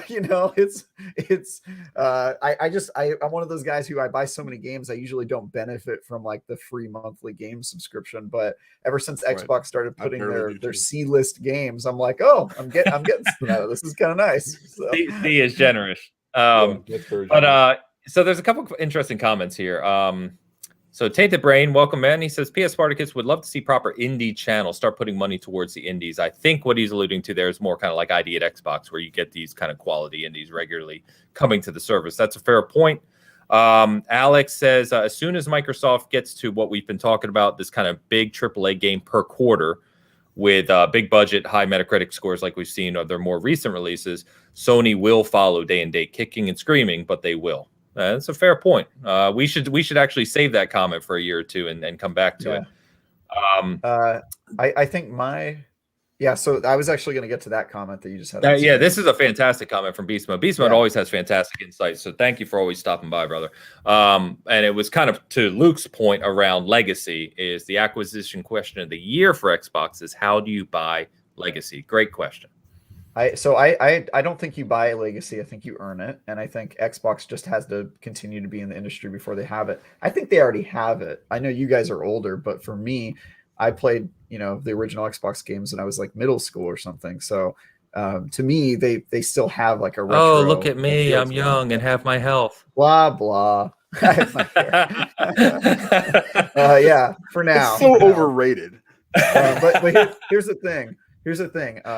You kind of can buy it. Like if you think about it now, Xbox has Doom, which is one of the best old school games ever. They've got Wolfenstein, also a Elder Scrolls shooter. Elder Scrolls. Well, yeah, I guess Elder Scrolls is kind of retro. It's sort of late PC retro, but it's PC. But I mean, Arena, legacy Arena's, But anyway, I actually love that game. I could go back and play Arena like today. But anyway, they kind of have it. But I think, to Luke's point of them having that advantage of having legacy games, I don't think that matters in a subscription service. I don't think people subscribe to play old games. I think old games is something that they want to buy for nostalgia reasons, maybe a couple people, but Netflix's model isn't putting like old black and white movies onto their service and people watching those, right? And if there were a market for it, that service would already exist, right? I think it's the new is really what brings people to subscription services. So I think that strategy would probably fail them. The only company that could pull off a old game subscription service is Nintendo. And that's just because they're always like the exception to the rule. They've got so many players that love their old games, and I could see them doing it. But PlayStation, I really don't think that they'd be successful that way. So I'm curious to see if they're actually interested in doing a Game Pass. That's a monumental task, and I don't know if they'll be successful. If I were designing the service, it would be centered around showcasing their first party titles, because I wouldn't subscribe to PlayStation for first part or third party, because I already get that through Game Pass. It's the existing service, so I wouldn't do it that way. I think the one thing that they could offer through the service that would be huge, because it doesn't exist right now, is if they focused VR in a subscription service, because there's no VR subscription service, and that's an advantage that they have that Xbox doesn't. They have VR studios, they have VR games, and so if PlayStation VR could become the discovery channel for VR, where you figure out what games are good through that platform, I think that could be huge. And there's currently not a market for it, and Xbox can't compete there with Game Pass. Even with Game Pass on PC, that's not something that they're doing, because they don't have an official kind of stance on it. So that could be huge. So if I were designing it, it would be first party in VR. That's a very good point. Brilliant point. That is brilliant. Very good point. Yeah. Yeah, I like it. I like it, especially, we just had a great conversation last week about VR, PSVR 2, what's coming there, their investment in first-party studios even for VR development. So that's a fantastic point. There was one other thing I was going to say. I'm sorry. Thought I missed a comment. And as we've noted, you're getting older. It's okay. I know. I'm getting old. Hold on. Let me squint a bit. No, I'm kidding. I thought I missed one. I'm sorry. We do have a super chat, which I'll get to. Dan, let's hit this up from our good brother, Mo, of course. Happy Sunday, you beautiful bastards, and everyone in the chat. Thank you, Mo. Thank you, Mo. Appreciate it, brother. Mo joined me on XEP recording last night. That comes live tonight at 6. Thanks for the mid-show advertisement, Luke. Appreciate that. That's good. I was celebrating Mo. I'm over here excited I got to talk to him. He must have felt sorry for you. It's like, I got nothing else going on today. It's Saturday. I'll do it. Hit the like button. Just throwing it out there. James asked me to remind you. Before we jump off of PlayStation, let's just shout out the apparently, I haven't played it, but apparently fantastic God of War release on PC. Looks like a lot of new people on PC enjoying the hell out of that game. Why would you not? It's an incredible game, and looks like the kind of port, if you will, the optimization is really good on it. So really cool to see them doing that well. And interesting to point out, too, kind of goes to our conversation a little bit, is that there was a report that Corey Barlog commented on around that it was actually he, along with many of his peers in PlayStation Studios, that were kind of asking PlayStation to get their games on PC, because, as you know, we have the conversation all the time, developers just want their games to be played. So I found that kind of interesting, though, that the push, at least anecdotally from what we've heard comment wise, we don't know what goes on behind the scenes, but anecdotally it sounds like there was a push more from the developer front and first party front to get games on PC than maybe the business front, which seemed kind of strange to me. But I have to imagine after Horizon, now God of War, the other releases, Death Stranding, kind of gave rebirth there to that game. I have to imagine PlayStation's getting a lot more serious about all of their games coming to PC. I mean, it's just got to be a fact, right? Eventually. Yeah, exactly. Yeah, I don't think it'll be day and date like Xbox does it, but I do think they'll probably just have like a standard 6 months after type of thing, which I think is fine. Like you should have some benefit to playing on the PlayStation platform, and PC players can kind of just wait, like they have to do for Rockstar games, because Rockstar knows that PC players steal their games, so they just support it last. Because Rockstar does whatever they want. Yeah, I mean that's true, and to be fair, to their credit, they're correct. Everybody steals games on PC, so they're like, all right, well, you guys will just get our games a year after they're out when we've already made most of our money. So, yeah. So Beast, just one comment on the VR conversation. How do you get games for VR? Not enough studios, not enough headsets yet. VR is good initiative by PlayStation, but quite some way to go. And I think that's fair. I think it was more of a. Well, go ahead, Travis. Go ahead. Yeah, I was going to say I actually disagree with that. VR has a lot of games now. The problem is that they're the discoverability of VR is really bad right now. Like you only really learn about the top games, especially if you're not in the VR ecosystem, and there's no way to discover which games are good. There are a lot of games though in the VR space. He may be referring to within the PlayStation ecosystem, right? Yeah. So yeah, my point is that if they would create a subscription service, I think that would appeal to VR game makers everywhere, because the problem with adoption on PlayStation VR is that you have to own a PlayStation to get it. Then you got to own the headset, and then you've actually got to buy their game. And so getting onto each of these platforms is difficult. And doing it, Oculus is probably the most like easily discoverable because you can just pop it on casually and that sort of thing. But I think there's a need in the market for VR games to be discovered, and there's no service that lets you do that now. So if PlayStation could do that, I could see their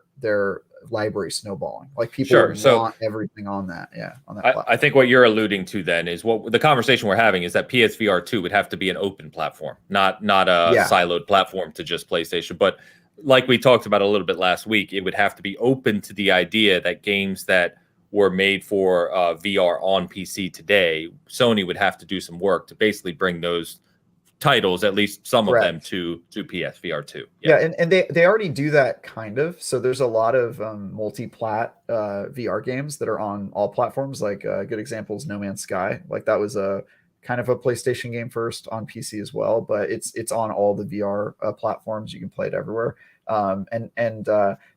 VR is getting better at it. They're getting better at doing multi-platform games, but the problem with adoption on PlayStation has been that it's like harder to develop for, and it's sort of a niche product because you have to own all this other stuff to use it. Whereas Oculus, all you got to do is own a $300 headset or $250. And then for PC, it doesn't really matter what headset you have as long as you have a working PC that can play VR games. So they would need to do a lot of work. Don't get me wrong. Like the VR space is the Wild West right now because it just hasn't. As he said, it's fragmented. Yeah, totally. But I think that one of the things that could fix that is if there was a discoverable delivery device, one that kind of let you find your next favorite VR game, because that's really what we need in the VR space, in my opinion. People don't know.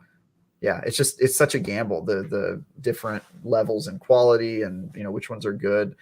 Myself, I only buy VR games once they are a top 10 game, because I just know that your mileage varies so much in the VR space. So it would be great if PlayStation took on the task of curating a library of games that they think are good. They put their stamp of approval on it, and then you get to discover new games through that service. That would be that'd be cool. Amazing. So funny enough, Asante, good morning, Asante. How you doing, brother? He said, oddly enough, HTC has had a VR subscription for years now. It supports all the headsets, but no one knows or uses it. I did not know that, and I work in the industry, so geez. I'm gonna look that up, actually. All right. Just a couple other things we wanted to touch on. So I wanted to talk about Dying Light 2 really quick, because this is a game that has been in development for a very long time. It won a bunch of awards at E3 2019. And it was, kind of fully playable at that point. It's been a few more years now. It's the first kind of big AAA game we have releasing in 2022, excuse me. Obviously, you have Pokemon on Nintendo as well, so I don't mean to short side that, but it's only a few weeks away now. As you said, Travis, you're reviewing it. Steve in the chat for us is reviewing it for Season Gaming. And we've got a lot more information on it. So we've got, we had the 500-hour kind of goofy conversation last week, but we got a new campaign trailer today, co-op look, skill trees, all this stuff. And this looks like a massive, massive game. And they also came out this week and said that there's a 5-year kind of support plan for this game. So if you're familiar with Dying Light 1, you have to give a lot of credit to Techland, because they have supported that game extensively for years now since release. Tons of free content, tons of bonuses, updates, etc. And it looks like they have the same plan for Dying Light 2. So with that, how excited are you for this game? Because it feels weird to me that it feels like there's so many people that are excited for Dying Light 2, have been waiting for this game to release, but simultaneously, and at least anecdotally for me with my timeline and everything, it doesn't feel like there's a lot of hype for it. It feels like it's just coming out in a couple weeks and just, okay, here's Dying Light 2. Yes. That's correct. There's no hype for it. And I think the reason there's no hype for it is because there was no hype for the first one either, and the developer isn't super well known, and they don't have a lot of money. But just like the first they don't one, have a lot of money. they don't have a lot of money. You're poor. I think just like the first one, it might end up being a sleeper hit. I kind of said at the top of the show, I'm reviewing this, and I don't know if it's going to be a 3 or a 9.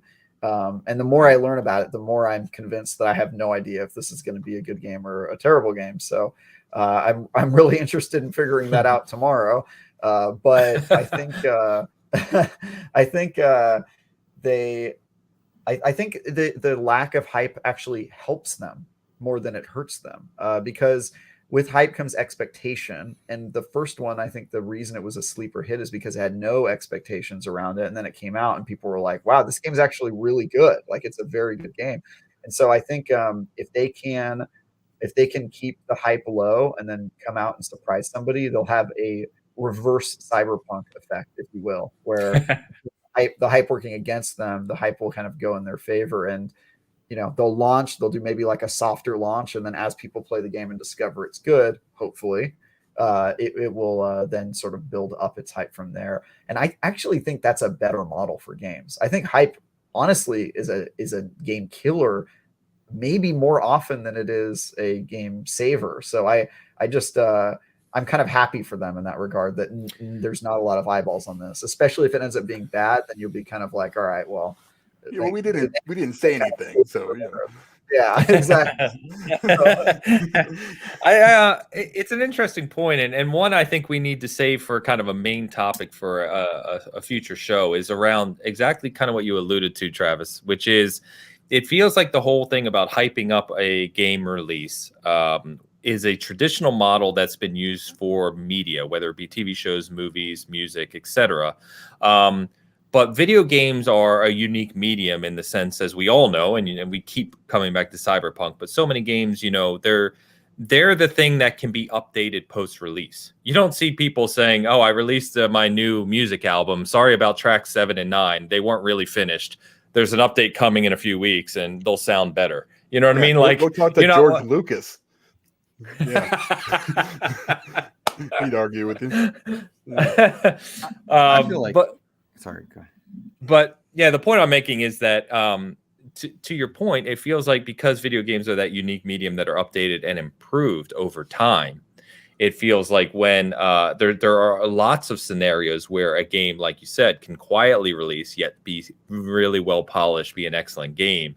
And from there, in the state of the industry today, how social it is, streamers, YouTube, social media, word of mouth spreads very, very quickly. And it's very easy for a game that's excellent and what goes under the radar prior to release and suddenly become a huge hit. In fact, we saw that with multiple. I mean, we see that all the time.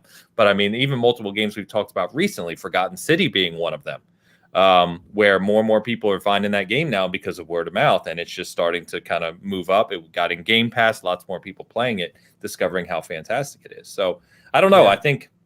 I think that may be something that I would be interested to learn more from people within the industry of how they're starting to analyze that, because it does feel like a certain trend. Yeah, we should definitely do a main topic about that. But I was actually thinking the other thing, Ains, is that sometimes hype for other games helps games that aren't that game, right? Like hype around Call of Duty and Battlefield 2042 helped the hype of Halo because they didn't meet the hype expectations, and then it started this whole Halo's gonna sweep their legs out from under them and that sort of thing. And I think Dying Light 2 might be in a similar situation because it's coming out around the same time of this pretty highly anticipated Pokemon game, and that Pokemon game is getting a lot of negative media right now because they showed gameplay and it's like super low res, and fans were complaining about the last Pokemon it's super game. Low res. Did they expect a 4K 120 but game? Here's the thing. There was so much backlash over the last Pokemon game having semi-open world areas that were super low poly and all that stuff. But this new game looks like it might even be worse. And I think fans were kind of expecting maybe that they would make good on after all the backlash last time. So I think that they have an opportunity if they're coming out around that same time to be kind of the hero, of like, and to me, Elden Ring and Horizon are way too far away to like have an impact. A full month I think is enough Well, time and they're Horizon and Elden Ring are already successes. Like they're givens. Exactly, yeah. But I don't think it's competing is what I'm saying, because they have like a full month where they can gain players and kind of steal the show and all that stuff. And if there's another game around them that fails, that has a lot of hype, I think that also could help them. So we'll see. I'm excited. So sorry, Luke. I know you've been trying to say something. Let me just get a couple comments real quick. Sure. So, Mr. Babbitt says, there are a large group, silent group of folks who really dug the first game. He's right. There is a huge community around Dying Light. I'm one of them itself. Yeah, and it's very supportive of that game. So yes. Steve jokingly said, dude, Kanye did that when we were talking about going back and updating music songs, and I just said Kanye should never be used as an example for anything, so that's neither really here nor there. Or the Star Wars special editions for that matter. I think it was Beast Mode was asking you, oh nope, wrong comment. Beast Mode was asking you, Travis, you gonna play Dying Light 2 for 80 plus hours? I am 500 plus hours. In fact, I'm very excited. It's gonna be an interesting game to review, man. I don't envy it. I know. I do not envy me either. I was laughing at people who were going to get assigned this game and not realizing it was going to be me. Although Steve in the chat, like I said, is doing our Dying Light 2 review, and like an idiot, I am doing the Elden Ring review. And the more I think about doing that, I'm like, oh man, I'm gonna ruin that experience for myself. You want to know what's hilarious about the Dying Light 2 review is the stuff that happened that made me have to review it is the guy who was our primary reviewer who works on IGN staff. He's my boss. He had some personal stuff go up, so he was like, I can't do it anymore. So he looked at the list of people who are like in second and third rank, and he talked to them. And one of them is this lady, fantastic writer, Lucy O'Brien, who's she was on our Australian team, and she moved to America to work for proper IGN. And she was number 2. And so he goes to her and goes, hey, you're the number 2 on this game. I can't review it. Do you want to do it? And she was like, dude, I signed up for that when I was in Australia in 2017. That's how long this game has been in development, is that they had like review priorities lined up way back then. So there were all these old like people on the list that were like, dude, I don't have time for that anymore. Like that was years ago. So to your point, I saw this at E3 in like 2018 or something, and it looked finished. Like I'm just surprised it's taken so long for this game. It won Game of Show awards at E3 2019. I voted for it. Yeah, and I sat with the producer theater to watch the full mission play out. I mean, it's crazy to think. I think they also gave out a statue of the main character. It's literally sitting right there. And is he not the main character anymore? Didn't they change the whole like story? Aiden, oh, he is? Okay. Yeah. It's literally sitting there. All right. Great Luke, statue. I'm sorry. You've been trying to speak for like 10 minutes. Hit it. No, you're good. I only wanted to note that they came out recently and said that they were going to be supporting the game for 5 years. I did. That is very surprising to me. And I wonder if this is going to be a platform, not unlike many of the Xbox games we referenced way earlier in the show. Are they going to be trying to do something that State of Decay is doing, or that Sea of Thieves does? Are you going to have seasons? Like, is this meant to be a platform or not? Because that will tell a very different tale for how the game is supported and looked at, So I just wanted to note that while we were having this discussion, because dollars to donuts, this thing comes to a subscription service. Dollars to donuts, you're going to see a second wind for this game, even if it gets drowned out, because if they're going to have a 5-year plan, which seems very ambitious to me, that's to me, that's trying to punch very highly above your weight when you've got things like Destiny and Fortnite and Halo. I do. So as a guy who's like our resident live service expert, I do not think they're going to do that model at all. I think they're going to do very similar to what they did in Dying Light 1, which is they did support that game for years after it came out. They just did it with expansions and updates and maybe some events, but nowhere near the support level of a live service. And I would be shocked if they were going to try that model. It's not really in their bones, and nothing that they've said alluded to it. This company just seems to like to put out big statements that, they think are like, hey, we're here for you. We're going to help the community. And they actually did that with Dying Light 1.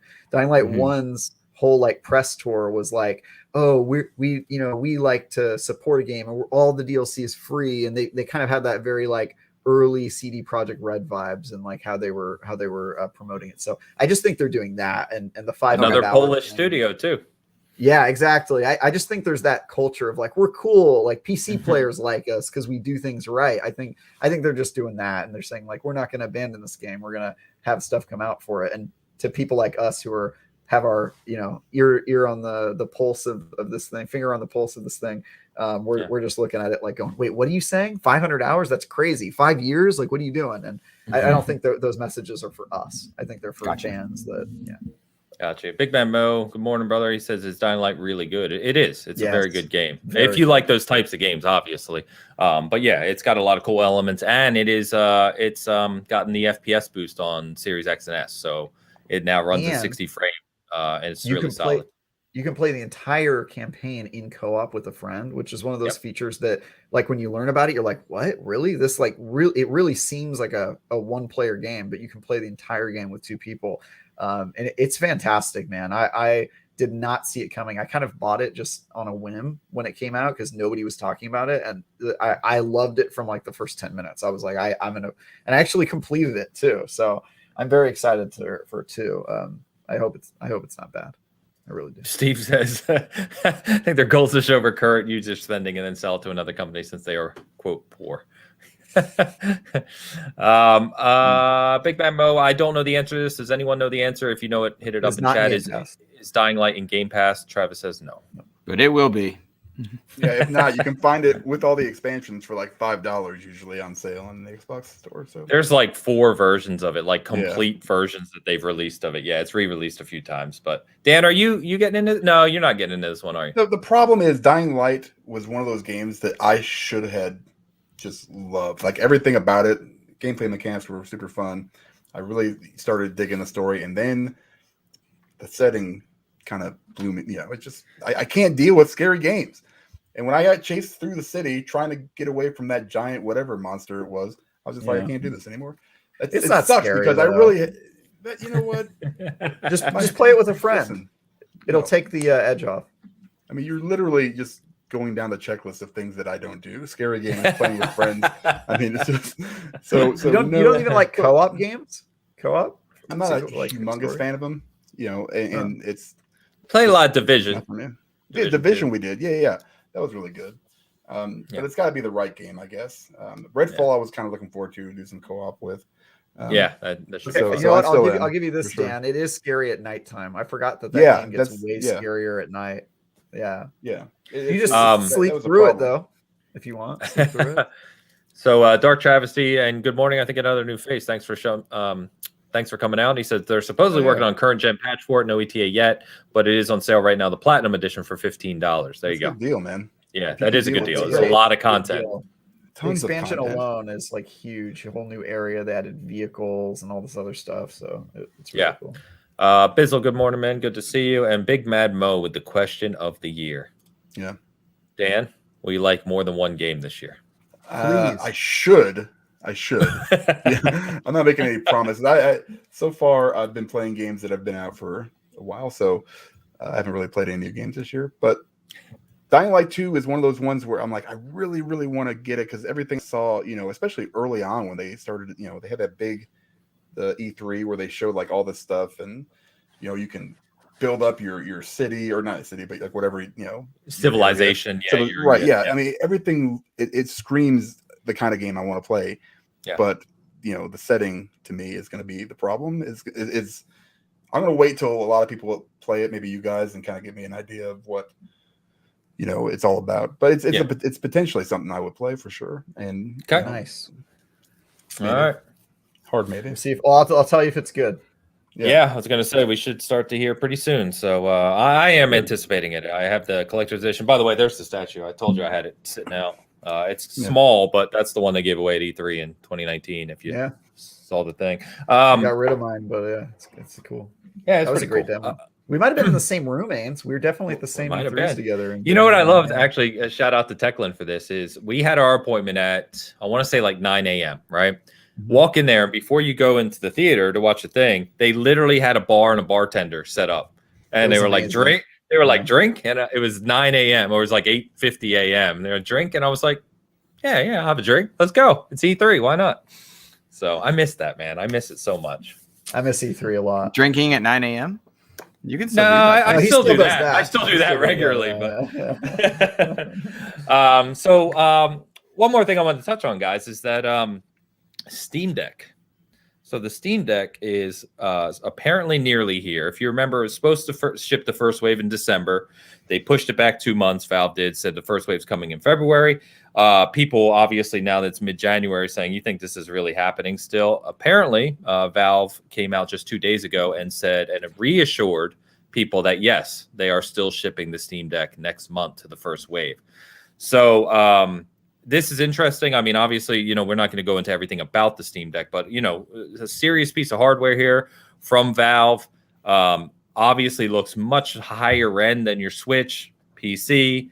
You can switch it over to Windows if you want. It can be a Game Pass machine. There's all kinds of options and things that people are going to do with these things once they're in the wild, I'm sure. So what I want to ask you guys is Steam Deck. You guys getting one? Like one? Have any interest? Where you at with this thing? Nope.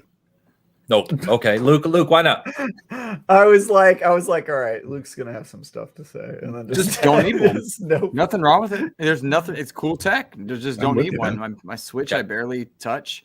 Okay. I barely touch my Switch. xCloud has given me the games that I want to play for the most part, mobile. But I mean, since xCloud has become a thing, I've also been in lockdown, so. My mobility has been so limited. I have not felt the need to even investigate that as a possibility. So no, and rock on to anyone who's getting it. I hope it's good, perfect it. So when I do get the next iteration, just like VR, y'all do your thing. When I'm ready, I'll get there. I got you. All right. Dan, sounds like you're in a similar boat. Yeah, I'm not picking one up. I thought about it and I was just like, you know what am I going to use it for? I mean, like he said, I barely use my Switch in handheld mode. I don't even PC game really, so there's really no point.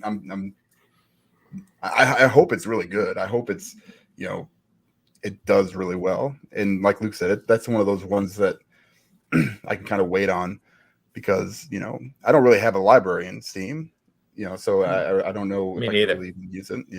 I don't either. I'm looking at it as a Game Pass machine for me. I guess you have to mod it. Now, how would you play through that? Like through browser? No, you have to mod it. You have to install Windows on it. Yeah, it's a PC, right? It's a portable PC. So I can either install Windows on it or basically play through cloud, which is kind of pointless because I could do that on something much cheaper.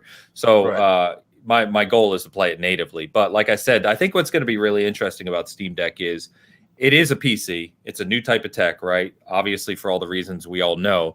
When this gets in the hands of consumers, and especially all the hardcore PC guys, who knows what they're going to do with this thing? You're going to have emulators up and running on it. You're going to have, Windows, Linux. I think it already runs on a Linux backbone, right? Originally, what's the operating system on it? Linux based.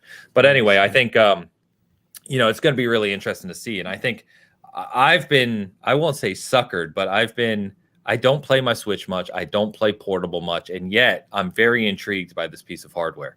I'm in the first wave, literally the first minute. I think I've said that before, so I should be one of the very first ones to get it, and I'm just intrigued to see what it's like. So I'm excited for it. Yeah, cool. Yeah. I have two coming. So yeah, I bought two of the most expensive one. One is going to be my as intended device, as the great Steam powers that be intended. And then another one's going to be my Tinker device where I mod it and put Microsoft Windows on it and all that stuff. So I need it for work. So I had to get one, even if I don't want it. But I am actually excited for it. I do have a Steam library. And I actually think that if there's any platform that needs a portable device, it's PC. Because let me tell you, man, I'll be working on a review and I'll have to, go somewhere else, go to visit somebody's house or something for a couple days. And if you've ever tried moving a gaming PC with you so that you can continue playing, it is a nightmare. There's so many different attachments and cords and things you got to remember to bring with you. And it can be a really big pain in the butt. So I think having the ability to continue to play my library portably is going to be awesome. Nintendo is like the company that least needed it, right? Like all of their devices are like tiny and some of them have handles on them and stuff. Like they were sort of already portable and they did the Switch. So I think if there's any platform that really needs a portable device, it's PC. I have played it physically.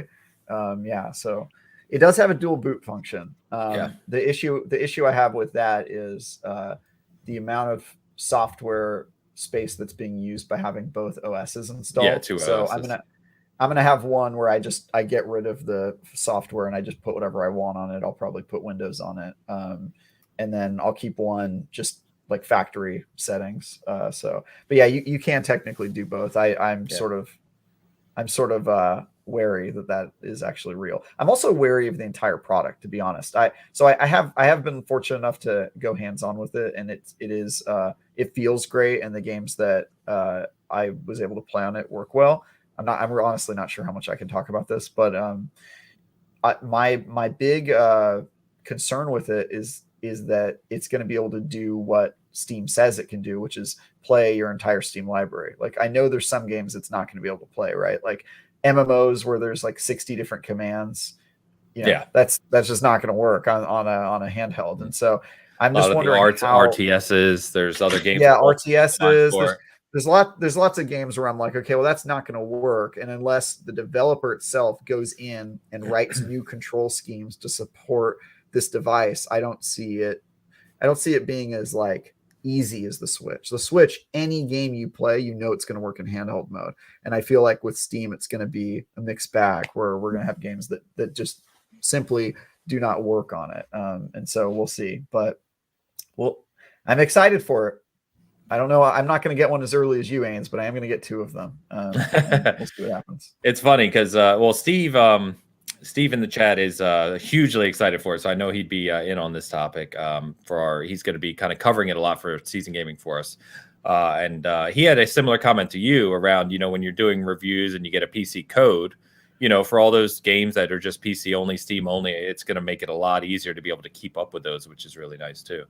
And Dash, good morning, Dash. He says it's new tech that I'll barely use. Of course he got it.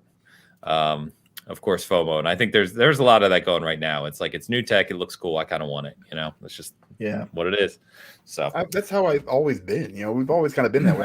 I know I hit like a wall last year. I'm just like, you know what? I gotta stop. That's probably a good wall though, right? Like you're yourself from buying stuff you're not going to use. That's the thing. Yeah. I mean, I have 4 Switches in my house. You know how many times I played them? None. I got my thing from Nintendo and it said like 351 hours on Animal Crossing. I haven't even touched it this year. That was my yearly in review. I'm like, well, at least somebody's playing it, I guess, Yeah. So it's insane, man. But it looks really cool for sure.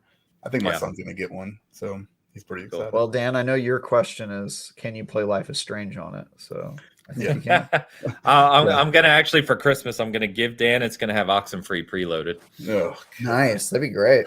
It's his favorite game. All right, guys. I think that is going to wrap us up topic-wise for today. Real quick shout out. So like I said, stay tuned for our Rainbow Six Extraction review. It might surprise you. That's all I will say. Coming here in a few days before release. And then also, like I said, we have our first Patreon exclusive interview coming up this week. It is with someone very big in the industry. So I'm really looking forward to that. I will share it middle of the week. Share it middle of the week. So stay tuned. Me and Travis. Thank you. So stay tuned for that stuff this week. Appreciate it. But Luke, man, always love having you on. You're a regular around these parts, so nothing I need to say. But please let people know where they can find you and Xbox Expansion Pass. Yeah, thanks, man. I appreciate you guys having me on. I love being here. It's always good to talk to you guys. XEP is on all your podcast services. I often feature, developers, voice actors, content creators, journalists. Dr. Mo from the Backlog Chronicles recently joined me, as did Jeff Grubb and Osama Dorius. I love just talking to people about games and all the various ways they impact or receive the industry. So, check it out on all your podcast services. It would be a pleasure to have a few more of you give it a go. Appreciate it, it's brother. A good show, and I don't say that about a lot of shows. That's true. That's one of your best endorsements yet. No, I mean, let me tell you something. There's like 3 shows I watch This isn't even one of them. That one is. Because I can't say. That'd be crazy if you watched the show, though. Does anybody here watch the show after it's recorded? I feel like that's nuts. I can't. Yeah, no, I don't. No. I do obviously check it. Like I put it into, when I'm editing, especially the audio version, I make sure everything's okay with it. But no, I don't watch it back. I know what happens. Spoilers. No, Travis. Yes, you can follow me on Twitter at TyGuyTravis if you dislike fun. And you can also find my articles, previews, and reviews on IGN.com. This week on, in 4 days from now, so Thursday, I've got my review of Windjammers 2 going live, and then you can look for my reviews of Dying Light 2, Crossfire X, and Destiny 2, the Witch Queen, all in February. So I've certainly got a full plate on ahead of me. Yeah, you got a lot going on, man. I do. And I'm going to play all these games, damn it. I'm determined to not have a social life. So, you can do that. And then if you do care about Destiny at all, I do a weekly show on Thursdays at 4 p.m. Pacific called The Last Word. You can find that on YouTube. Other than that, you should tell your friends about this show. You should support Season Gaming on Patreon. They just got a new Patreon that you can subscribe to for their exclusive content and also to support them. I mean, look, they need all the help they can get. Look at it's a charity at this point. Let's buy Dan like a shirt that fits him. You know what I mean? Let's do something. So it'd be great. This is like a 4X. I can use this as a parachute and a blanket. I can fit like 5 Travises in this thing. How much I paid extra? $2. It's all good. My God. I appreciate it. And thank you, chat. You've been awesome today. Thanks for everyone who hung out with us. If you're listening to this later, thank you as always for your support. So as always, that was Bitcast 186, and thanks for tuning in to the Bitcast, your weekly gaming show covering all things Xbox, PlayStation, Nintendo, and PC with technical and industry insight. Until next week.